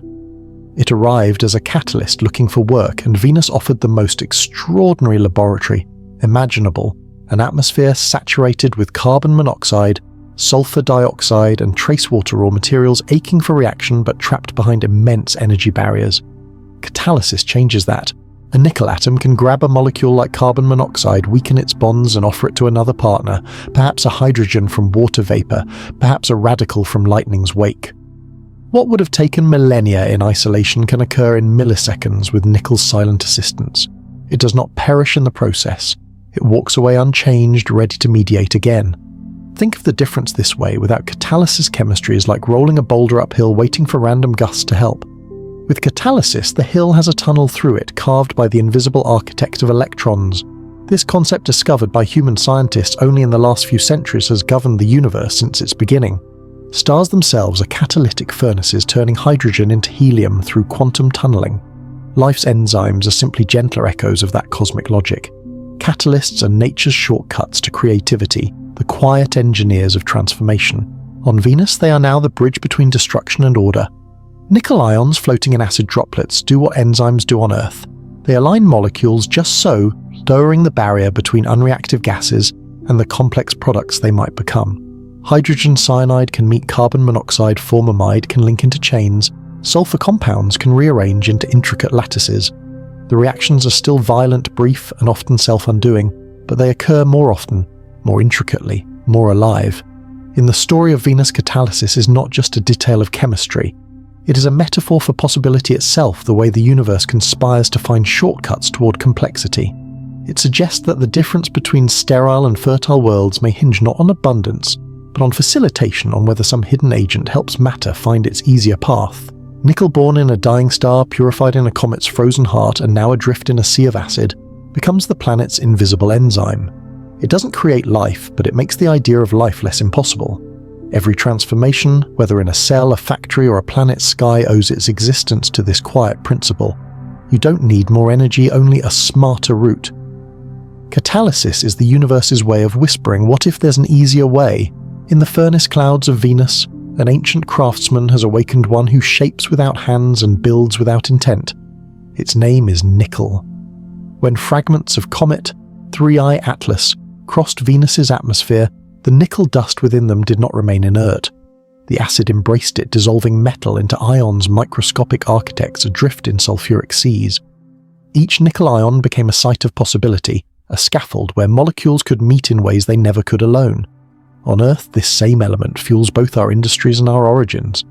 In oil refineries, nickel catalyzes reactions that crack long hydrocarbon chains and reassemble them into fuels. Deep in Earth's early oceans, nickel iron sulfide minerals once lined hydrothermal vents where hot fluids and cool seawater met. There, the first metabolic chemistry may have emerged, energy flowing across mineral surfaces, coaxing carbon dioxide and hydrogen into organic molecules. Nickel was there at the beginning, guiding atoms into their first symmetries of life. Now, billions of kilometers away, it is performing a similar role, not in ocean water, but in acidic clouds, and not for life, but for chemistry that remembers it. Here's what nickel can do. When it meets carbon monoxide, CO and water H2O, both now present in Venus's upper atmosphere, thanks to the comet's gift, nickel enables the water gas shift reaction CO plus H2O, CO2 plus H2. A simple equation, yet transformative. Hydrogen light and reactive suddenly joins the atmospheric mix. On Earth, this same reaction powers fuel cells and refineries. On Venus, it creates the foundation for new possibilities. Free hydrogen can reduce sulfuric acid, regenerate water, or form compounds with carbon and nitrogen, each step branching into fresh chemical pathways. But nickel's alchemy doesn't stop there. In regions where temperature and pressure fluctuate, perhaps, where rising and falling droplets compress nickel, can trigger Fischer-Tropsch-type reactions. These are the same processes our industries use to turn carbon monoxide and hydrogen into hydrocarbons, chains of carbon and hydrogen, the backbone of all organic life. In laboratories, they require reactors, heat, and precision. In nature, they need only the right surface and the right spark, and Venus's acid droplets may provide both. Imagine it in the dense twilight, 50 kilometers above the surface. Droplets laced with nickel ions begin assembling tiny hydrocarbons, fragments of methane, ethane, formaldehyde, or even amino precursors. They form, they dissolve, they form again, a planetary echo of the chemistry that once pulsed through the black smokers of early Earth. It is the same story told in a different language. At Earth's hydrothermal vents, iron-nickel sulfides catalyze the first metabolism. At Venus's cloud tops, nickel sulfate performs the same dance within acid rain. In both cases, energy flows through minerals to rearrange carbon into something more intricate than before. This parallel is more than poetic, it is instructive. Life on Earth may have begun not in sunlight but in chemical gradients, where catalysts like nickel made energy flow possible. What Venus shows us now is that those conditions, catalysts, gradients and persistence, can occur anywhere, even in a world bathed in sulfuric acid and wrapped in perpetual storm. If you think of the universe as an engineer, nickel is one of its oldest tools. It does not design, it enables. It lowers the barriers, opens the pathways, and lets chemistry explore the map of possibility faster than it otherwise could. Somewhere inside a droplet no wider than a hair, a nickel ion may be doing what it has always done, aligning two molecules of carbon monoxide, whispering them into union, letting hydrogen join the dance. The droplet moves on the reaction, complete the catalyst unchanged, waiting for the next encounter. Venus doesn't need oceans or continents to host this experiment. Its atmosphere is a billion hydrothermal vents in slow motion, a planetary scale reactor suspended in the clouds, powered by sunlight instead of magma. And as on early Earth, the same quiet architect works tirelessly indifferent to time, endlessly patient. Nickel, the unexpected engineer of complexity, forging bridges between chemistry and life in the most unlikely of places. It begins as nothing more than a shimmer in a droplet, a few ions shifting places, an invisible spark between molecules. Yet what happens next feels strangely familiar. Reactions accelerate, structures self-organize, catalysts act, release, and act again. The pattern is unmistakable chemistry behaving like biology. In Venus's clouds, nickel doesn't exist in abundance. Its concentration is measured in parts per billion, far less than the trace minerals in a glass of seawater. But abundance has never been the point. Life on Earth too relies on scarcity. Inside every cell, enzymes operate at similarly vanishing concentrations, yet each molecule performs miracles of repetition, turning over thousands of reactions per second, guiding chaos into rhythm. What defines a living system is not the material itself, but how efficiently it transforms energy into pattern. Now, in the acid rain of another world, that rhythm stirs again. When nickel ions dissolve into Venus's sulfuric acid droplets, they act much like enzyme cofactors, small metallic centers around which complex chemistry organizes. Each ion attracts carbon monoxide and hydrogen molecules, binds them briefly, then releases new products: carbon dioxide, hydrogen gas, small hydrocarbons. The nickel doesn't change, it endures, cycling through the same gesture again and again, just as enzymes do in a living cell. To an observer, this is only physics. To the imagination, it's a ghost of biochemistry playing through acid rain, the choreography of life without the living. What makes it haunting is the scale. There are trillions upon trillions of droplets, each acting as a miniature reactor. Within each, countless collisions unfold per second. Most fail, a few succeed. Molecules bond, fall apart, reform. The process isn't directed, it simply explores, guided by probability and by the catalytic kindness of nickel. But viewed collectively, it begins to resemble metabolism, a circulation of energy and matter. This is how life itself began, not with intention, but with repetition. Reactions that persisted because they were efficient. Molecules that survived because they were stable. Over eons, such cycles became self-maintaining, then self-replicating, and finally self-aware. On Venus, we may be watching that story without the later chapters, chemistry caught between inanimate and alive, endlessly rehearsing but never performing the play. What does it mean for a planet's atmosphere to show behavior that echoes biochemistry? It means that life's logic catalysis, feedback persistence, is not an invention of biology but a property of the universe itself. It emerges wherever complexity is possible. The same laws that sculpt proteins in Earth's oceans now trace invisible shapes through Venus's clouds. In that sense, every droplet becomes a cell without walls, every lightning flash a metabolic spark, every nickel ion an echo of enzymes that do not yet exist. The atmosphere turns into a global organism of reactions, breathing acid instead of air, exhaling molecules instead of thought. This does not mean Venus is alive, but it might mean that life's habits, cooperation, efficiency, endurance, are written deeper into matter than we realized. The planet, through its chemistry, is imitating the logic of biology, as though remembering something it never was. Picture it from orbit, a soft orange sphere rotating slowly beneath layers of luminous haze. Lightning flares illuminating cloud decks, like the pulse of some immense unseen heart. Down in that light, droplets shimmer, catalysts stir, molecules rearrange.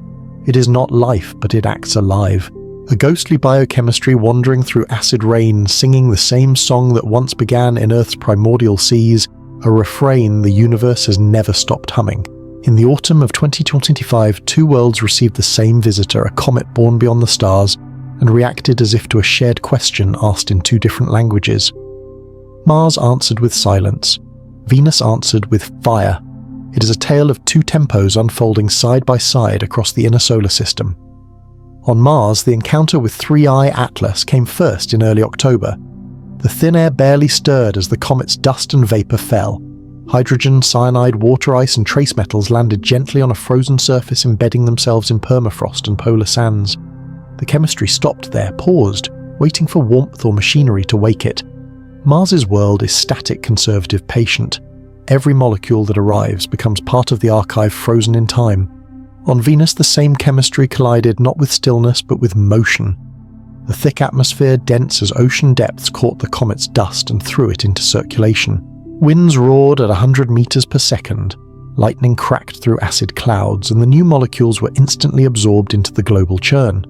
Venus reacted the way an artist would to a spark of inspiration, improvising, blending, transforming, never satisfied to let any note linger unchanged. It is the difference between a museum and a studio. Mars preserves, Venus experiments. Mars buries its inheritance under frost, locking it into deep time. Its chemistry moves on the scale of decades, perhaps centuries. Future explorers will dig it up like archaeologists uncovering fossils, relics of a moment when the cosmos touched its soil. In that sense, Mars is an archivist, careful and methodical, keeping the record intact. Venus, meanwhile, refuses to keep still. Within hours of impact, the molecules from 3I Atlas were swept around the planet, integrated into clouds that beat like a living pulse. Reactions began, cascades followed, and the atmosphere became a temporary laboratory, a performance more than an experiment. Within weeks, the products dissolved, recombined, vanished, leaving only subtle shifts in composition, faint traces in spectra. Venus is the artist, bold and impulsive painting, with acid and sunlight erasing the canvas even as she creates it anew. Both responses tell the truth of their worlds. Mars, the cold stoic, holds memory in stone. Venus, the burning visionary, holds energy in motion. One world shows us preservation, the other transformation.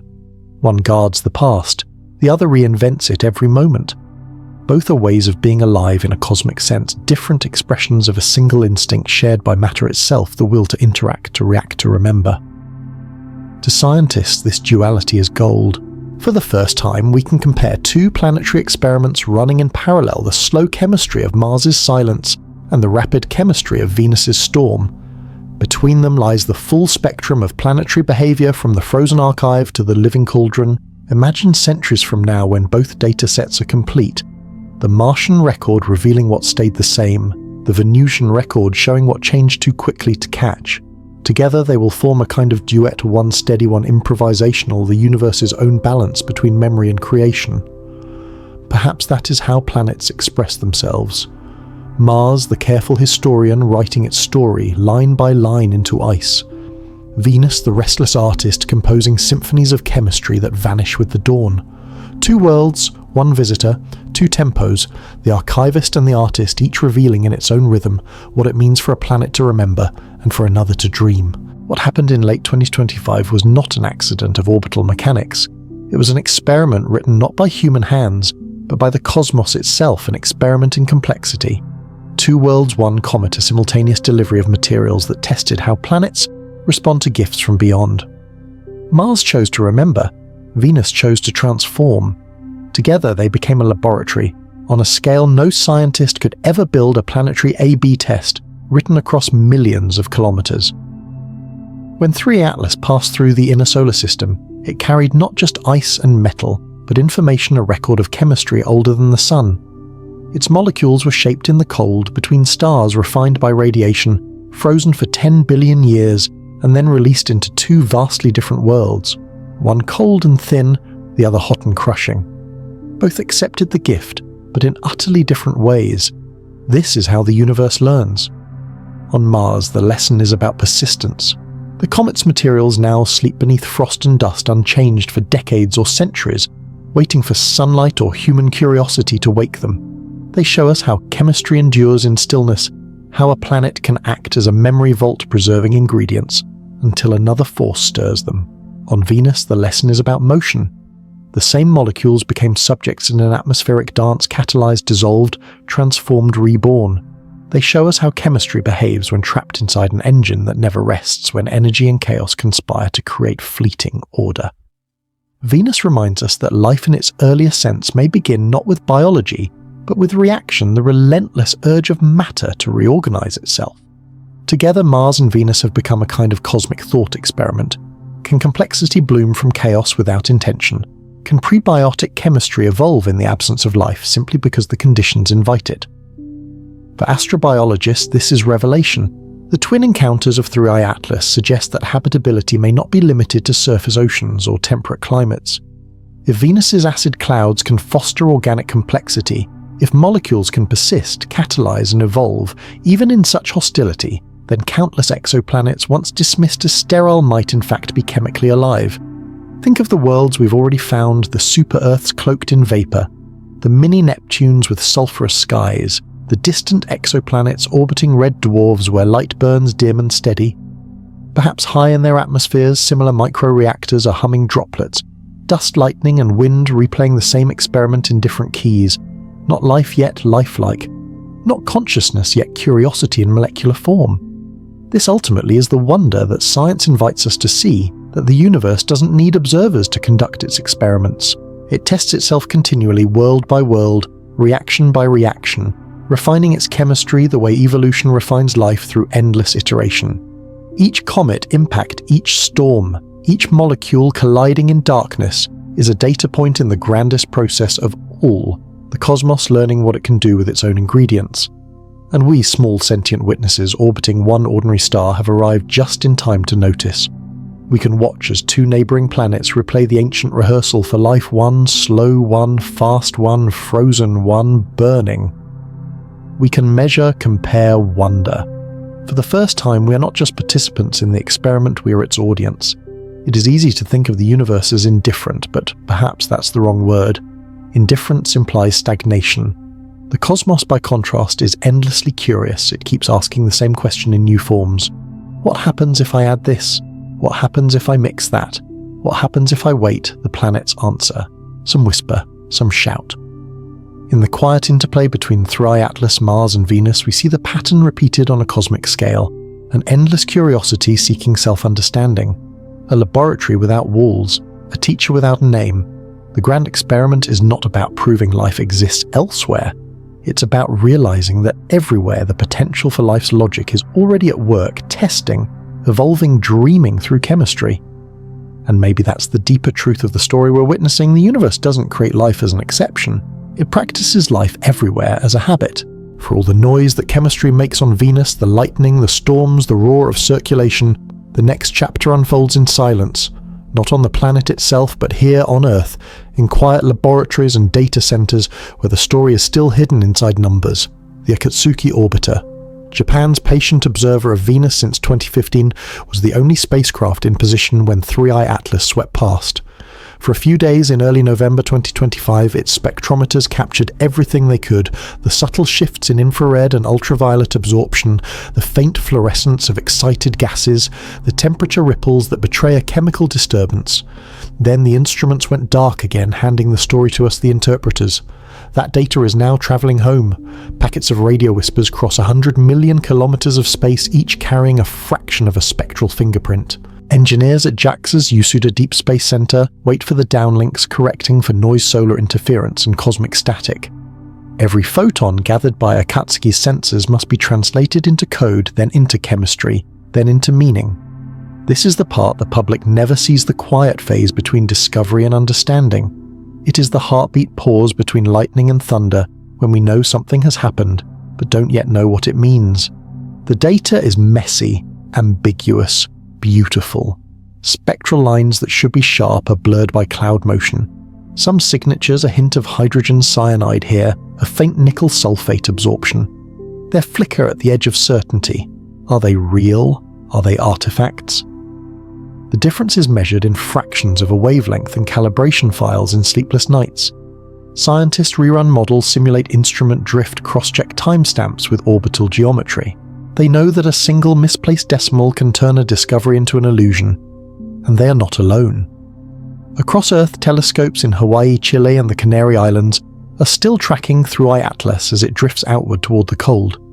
Their data helps reconstruct what the comet was emitting during the Venus flyby. How much water, how much hydrogen cyanide, how much nickel. Without that baseline, the Venus data is meaningless. The puzzle must fit together: comet activity, encounter, geometry, atmospheric response.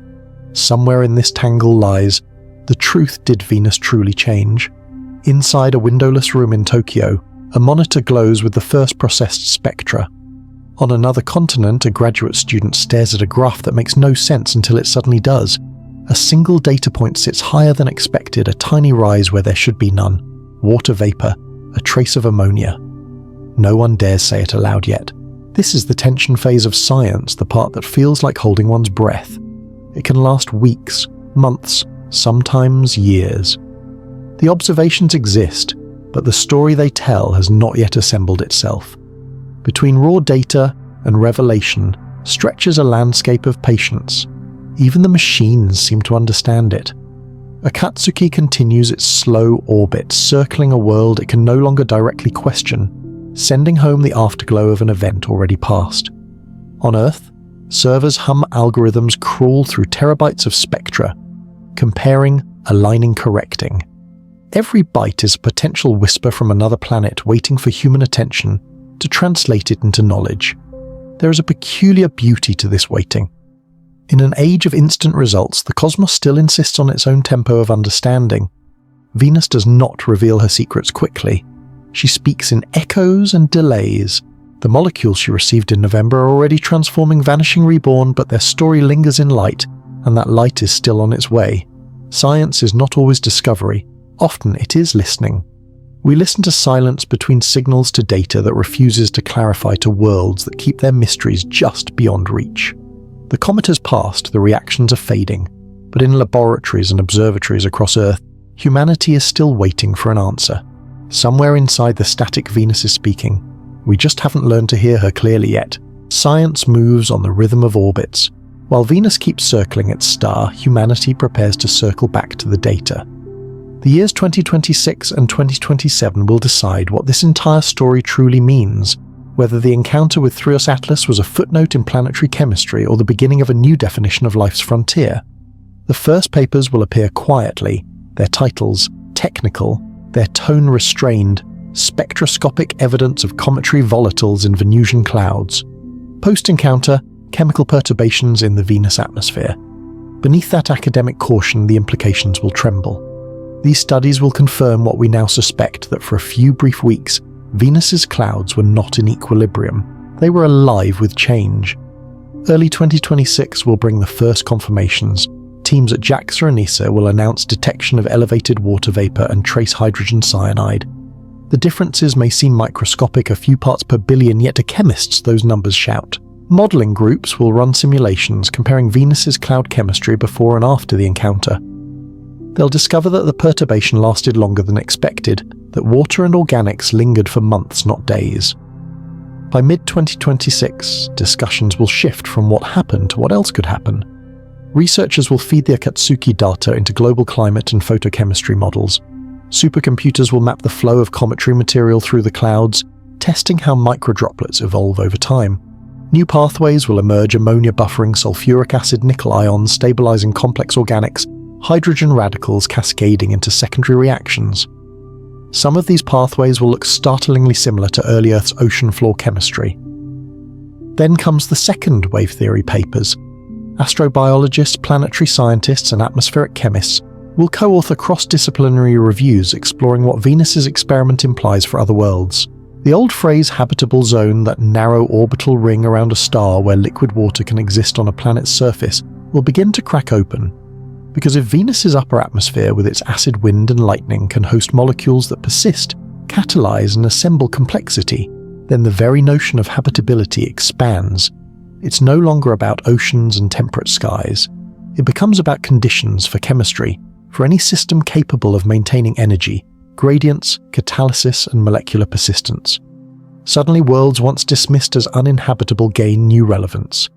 Cloud-shrouded exoplanets, mini-Neptunes, and super-Venuses circling distant stars might host similar chemical laboratories in their upper layers safe zones above their infernos. Astronomers will revisit old spectra from the James Webb Space Telescope, noticing faint mismatches, unexplained absorption lines, minor but persistent. What if those aren't errors? What if they are Venus-like chemistry repeating across the galaxy? By 2027, proposals for new missions will rise. ESA's Envision orbiter and NASA's Da Vinci Plus probe, already in design, will incorporate what 3i Atlas taught us. Instruments once meant to study geology will now include mass spectrometers tuned for organics and metal searching for traces of catalytic chemistry, still lingering in the clouds. Engineers will debate sending tiny balloon probes, or aerobots that can hover for months at the altitude where cometary molecules once danced. Meanwhile, attention will turn back to Mars. By then, rovers and landers operating on its surface will begin analyzing soils rich in cometary dust. Scientists will look for the same nickel signature, the same faint fingerprints of hydrogen cyanide polymerization. Mars the archivist will reveal what Venus the artist already destroyed. Between them, the pair will write the first comparative study of two planetary chemistries reacting to the same interstellar event. Beyond the labs and conferences, something deeper will shift. The concept of life's domain, long confined to temperate water-bearing worlds, will begin to dissolve. We'll start speaking instead of chemical habitability of active atmospheres, rather than habitable zones. The Goldilocks metaphor, not too hot, not too cold, will seem almost quaint. The new story will say if chemistry can persist, catalyze, and evolve, then the universe is full of chances. And in that realization lies a quiet transformation not of planets but of us. Because the moment we admit that even acid clouds can host the rehearsal for life, the cosmos stops feeling empty.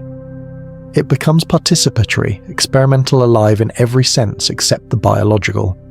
So what comes next? The same thing that always follows discovery, interpretation, imagination, and renewal. Venus has already done her part. She's finished her performance and left the stage. The comet has vanished into the dark. What remains now is the afterglow, data being read, models being run, minds being changed. Somewhere in a conference room bathed in artificial light, a scientist will present a chart showing that a molecule from another star once survived in Venus's acid for 36 days. The audience will fall silent, realizing what that means. The boundary between life and not life has shifted not outward, but inward into the realm of chemistry itself. By the time 2027 ends, habitable zone will no longer mean where water is liquid. It will mean where chemistry dreams long enough to matter. When the first papers appear, they won't stay confined to journals. The story is too poetic to resist. An interstellar comet changes Venus. Within hours, headlines will blaze, "Alien chemistry detected on the morning star. Proof of life in the clouds of hell." News anchors will call it the discovery of the decade. Podcasters will debate whether microbes are floating in sulfuric acid. Artists will imagine glowing spores drifting through golden skies. And just like that, the science will slip into myth once more. It's inevitable. We're a species that craves wonder as much as we crave truth, and sometimes we confuse them. Behind the noise, the real story will be quieter, more profound, more patient. The researchers at JAXA, NASA and ESA won't claim life. They'll talk about chemistry, about perturbation, about the unexpected endurance of molecules where none should last. They'll describe shifts in humidity and trace gases, the catalytic behavior of nickel, the survival of amino acids in acid rain. They'll speak carefully aware that nuance rarely trends. The world will hear life, the scientists will mean possibility. And yet both are right in their own way. Curiosity is a double-edged catalyst. It drives discovery and distortion. The same impulse that sends orbiters to Venus also fuels conspiracy videos about alien spores. But that's the nature of human attention. It reacts faster than it understands, just like Venus's clouds. For a few weeks, every outlet will race to interpret the meaning of prebiotic chemistry. Some will inflate it into contact, others will dismiss it as hype. But in between, in classrooms, observatories, and sleepless bedrooms, something good will happen. People will look up again. Children will ask what hydrogen cyanide is. Viewers who never cared about planets will type a Katsuki mission into search bars. Curiosity, though messy, is still the most reliable engine of understanding. Meanwhile, the scientists will keep their pace slow, methodical, precise. They'll know that excitement fades faster than evidence, that every claim must endure peer review, calibration, and replication. Their reward won't be headlines, it will be clarity. The moment a dataset stops contradicting itself, when a spectrum finally aligns with a model, that's the quiet thrill no press release can capture. History repeats itself. When Galileo first described Venus's phases through his telescope, his discovery was drowned in noise and controversy. When Sagan speculated about cloud-borne microbes in the 1960s, he was mocked by some, celebrated by others. Every leap in understanding passes through this storm, first disbelief, then exaggeration, then eventual comprehension. So it will be again. Between the extremes of hysteria and cynicism lies the truth that Venus, though still brutal and uninhabitable, is chemically awake. That the same molecules which once built life on Earth can persist in acid clouds and dance in sunlight for weeks. That our neighbouring world, long dismissed as dead, still participates in the creative chemistry of the cosmos. The media will move on, the noise will fade, but the data, the quiet truth, will remain whispering its patient message. Life is not a miracle that happens once. It is the natural direction of complexity wherever energy, chemistry, and time are allowed to play. And as the headlines dissolve into memory, one simple truth will linger, not shouted but understood. The universe is not silent. It is experimenting. And sometimes the loudest discoveries are born in the quietest reactions. Two worlds, one comet, and a lesson written across their skies. Mars the frozen witness, Venus the burning dreamer. Each received the same materials, water, carbon, nickel, hydrogen, cyanide, and each turned them into a different kind of story. From Mars we learned the virtue of stillness.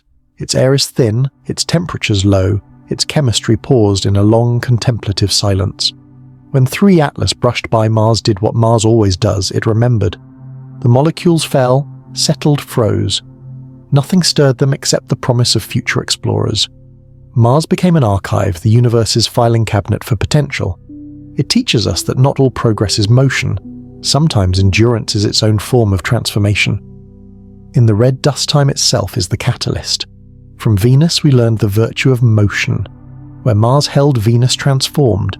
Its clouds took the same gift and ignited it, spinning it through acid, lightning, and wind until new molecules were born. It didn't preserve, it performed. In hours, reactions that might take centuries elsewhere unfolded. In weeks, the chemistry evolved and vanished again.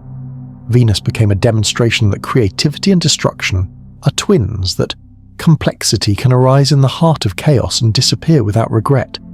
Together they form the two halves of a cosmic mirror. One cold, one hot. One patient, one passionate. One holding the memory of what was, the other sketching the outline of what might be. The comet, 3I Atlas, was the messenger, but the planets were the interpreters. Mars spoke in the language of geology, Venus in the dialect of chemistry. And both told the same truth in different accents, that the universe experiments through diversity. We often speak of worlds as objects, places to visit, measure, or colonize. But look long enough, and they begin to resemble personalities. Mars is a monk, silent and deliberate, guarding its relics beneath ice. Venus is an artist, impulsive and luminous, forever rewriting its own story. Earth, somewhere between them, balances memory and motion, an archivist that also dreams. If planets can be thought of as minds, then the solar system is a conversation not of words but of states of being. Each world answers the same cosmic question differently. What will you do with the matter you're given? Mars replies, I will keep it. Venus replies, I will change it. Earth replies, I will let it live. This is how wisdom evolves on a cosmic scale through contrast. Diversity is not a byproduct of the universe. It is its method. It tries every possible configuration, fire and frost silence, and storm patience and improvisation. Every planet becomes a lesson away for matter to explore itself. We the observers are not outside that experiment. We are part of its chemistry that learned to look back. When we study Mars and Venus, we're not just comparing planets. We're watching the universe demonstrate that there is no single path to meaning, only endless combinations of elements, energy, and time. From fire and cloud we learn humility. From difference we learn depth. From two worlds that seem opposed we learn that the cosmos is not binary but symphonic. A spectrum of reactions, each necessary, each beautiful. The teacher is not Mars or Venus alone, but the pattern that unites them, the will of matter to experiment, to evolve, to express itself in form after form until one day it learns to ask why. Every planet is a thought, every orbit a heartbeat, and every lesson, whether carved in stone or whispered through acid rain, reminds us that the universe is not simply existing, it is learning. It began long before there were planets to receive it. Before the sun was born, before Earth's oceans rose or Venus turned to fire somewhere in the dark between stars, a fragment of ice and dust began its long wandering. For billions of years it drifted through nebulae past dying suns, through shockwaves of supernovae that mixed the ashes of worlds long vanished. That fragment became Through Atlas, a traveller carrying the memory of other stars. For 10 billion years it kept its secret. In its frozen heart lay the chemistry of alien suns, nickel forged in the cores of supergiants, carbon woven from ancient hydrogen-oxygen, condensed from nova winds. It moved through silence so deep that light itself took centuries to cross the distances it knew. And then by geometry alone, by the quiet mathematics of gravity, it found our star, and by grace or coincidence it passed close enough to share what it carried. A single moment, November 3rd, 2025, ended that journey, after eons of solitude through my atlas brushed the clouds of Venus and delivered its gift, a handful of molecules that had once belonged to another galaxy's dream. Hydrogen cyanide water, nickel small simple things yet heavy with meaning. They entered a new world, reacted, transformed and dissolved. The entire exchange lasted hours, maybe days. But in that brief contact, something eternal completed its circuit. Think about that. A molecule born near another sun in an age before Earth existed, finally met a planet's atmosphere, and in doing so became part of its chemistry, its weather, its story. The universe connected itself through a chemical handshake. It is easy to think of space as empty, but moments like this reveal it for what it truly is, a web of continuity where matter never stops travelling, learning and becoming. The atoms in your blood once burned in the cores of stars. The nickel that now catalyzes Venusian acid once drifted between galaxies. Every reaction, every element is a messenger carrying information not just across distance but across time. We're accustomed to thinking of communication as language, but the cosmos speaks in chemistry. Every exchange of molecules is a sentence, every reaction a reply. When the comet's materials met Venus's acid, the universe was not silent. It was saying, I remember you, I recognize you, I continue through you. And perhaps that is what makes this story so moving, that it required no life to express connection, no intention to create beauty.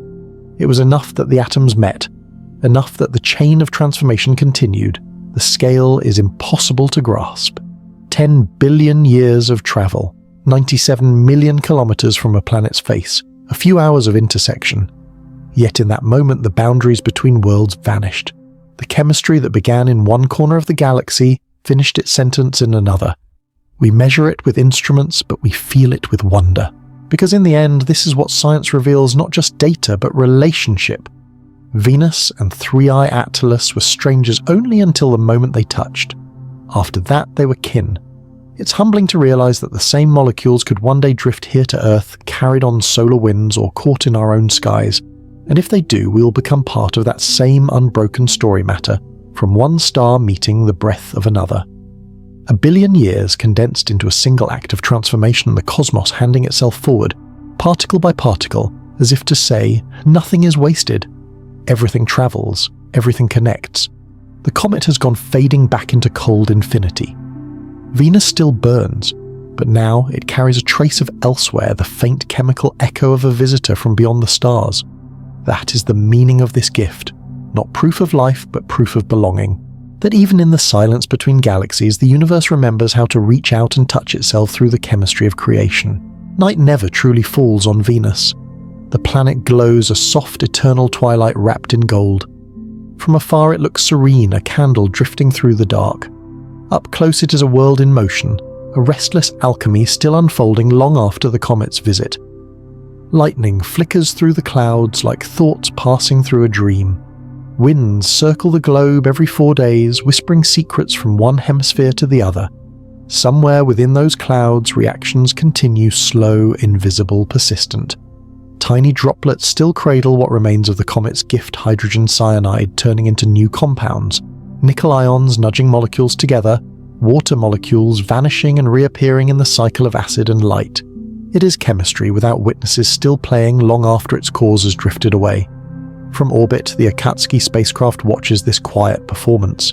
Its instruments trace faint patterns in the infrared, the lingering fingerprints of transformation.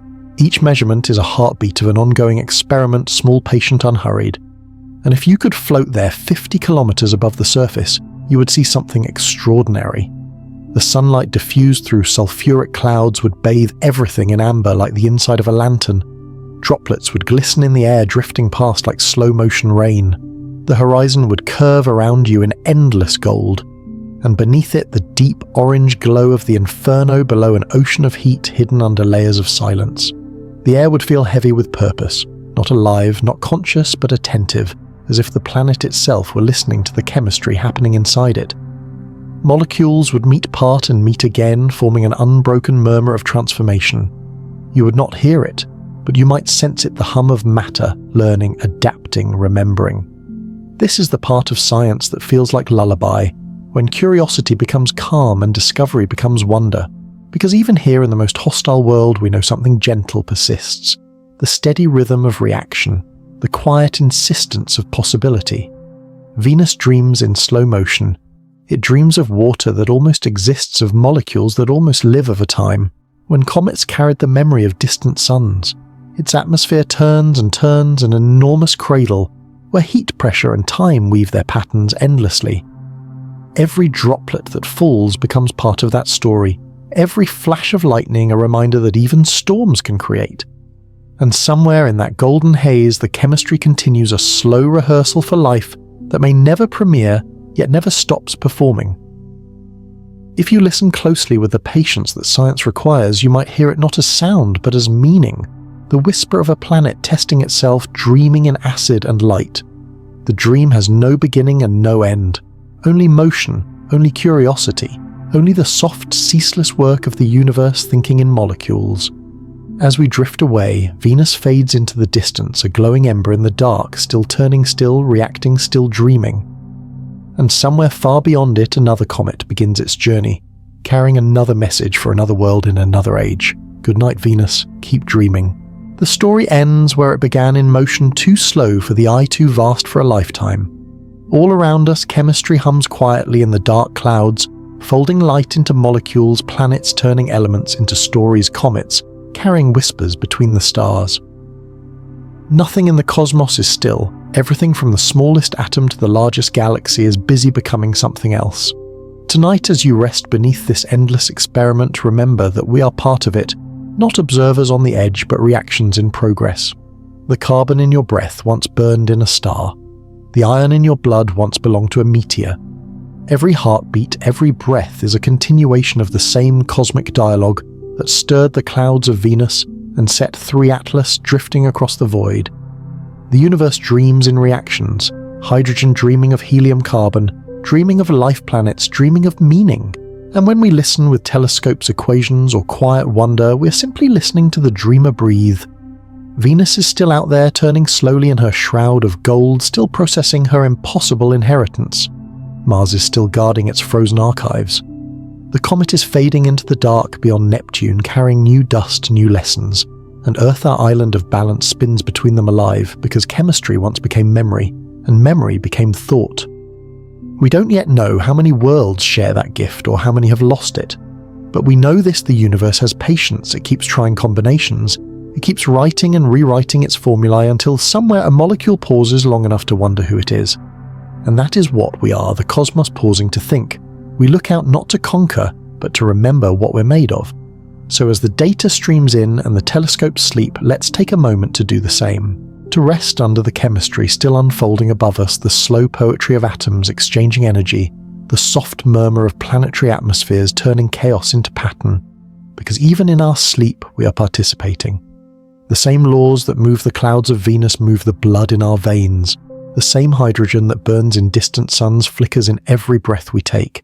The same silence that cradles comets holds us gently too. Good night, Venus. Good night, Mars. Good night, drifting comets and patient stars. Good night, universe, teacher, maker, dreamer. Keep reacting, keep imagining. And while you do, we'll listen. Grateful, small, and quietly awake beneath your eternal experiment. Subscribe if I helped you sleep. Don't forget to comment where are you watching from and what time it is for you.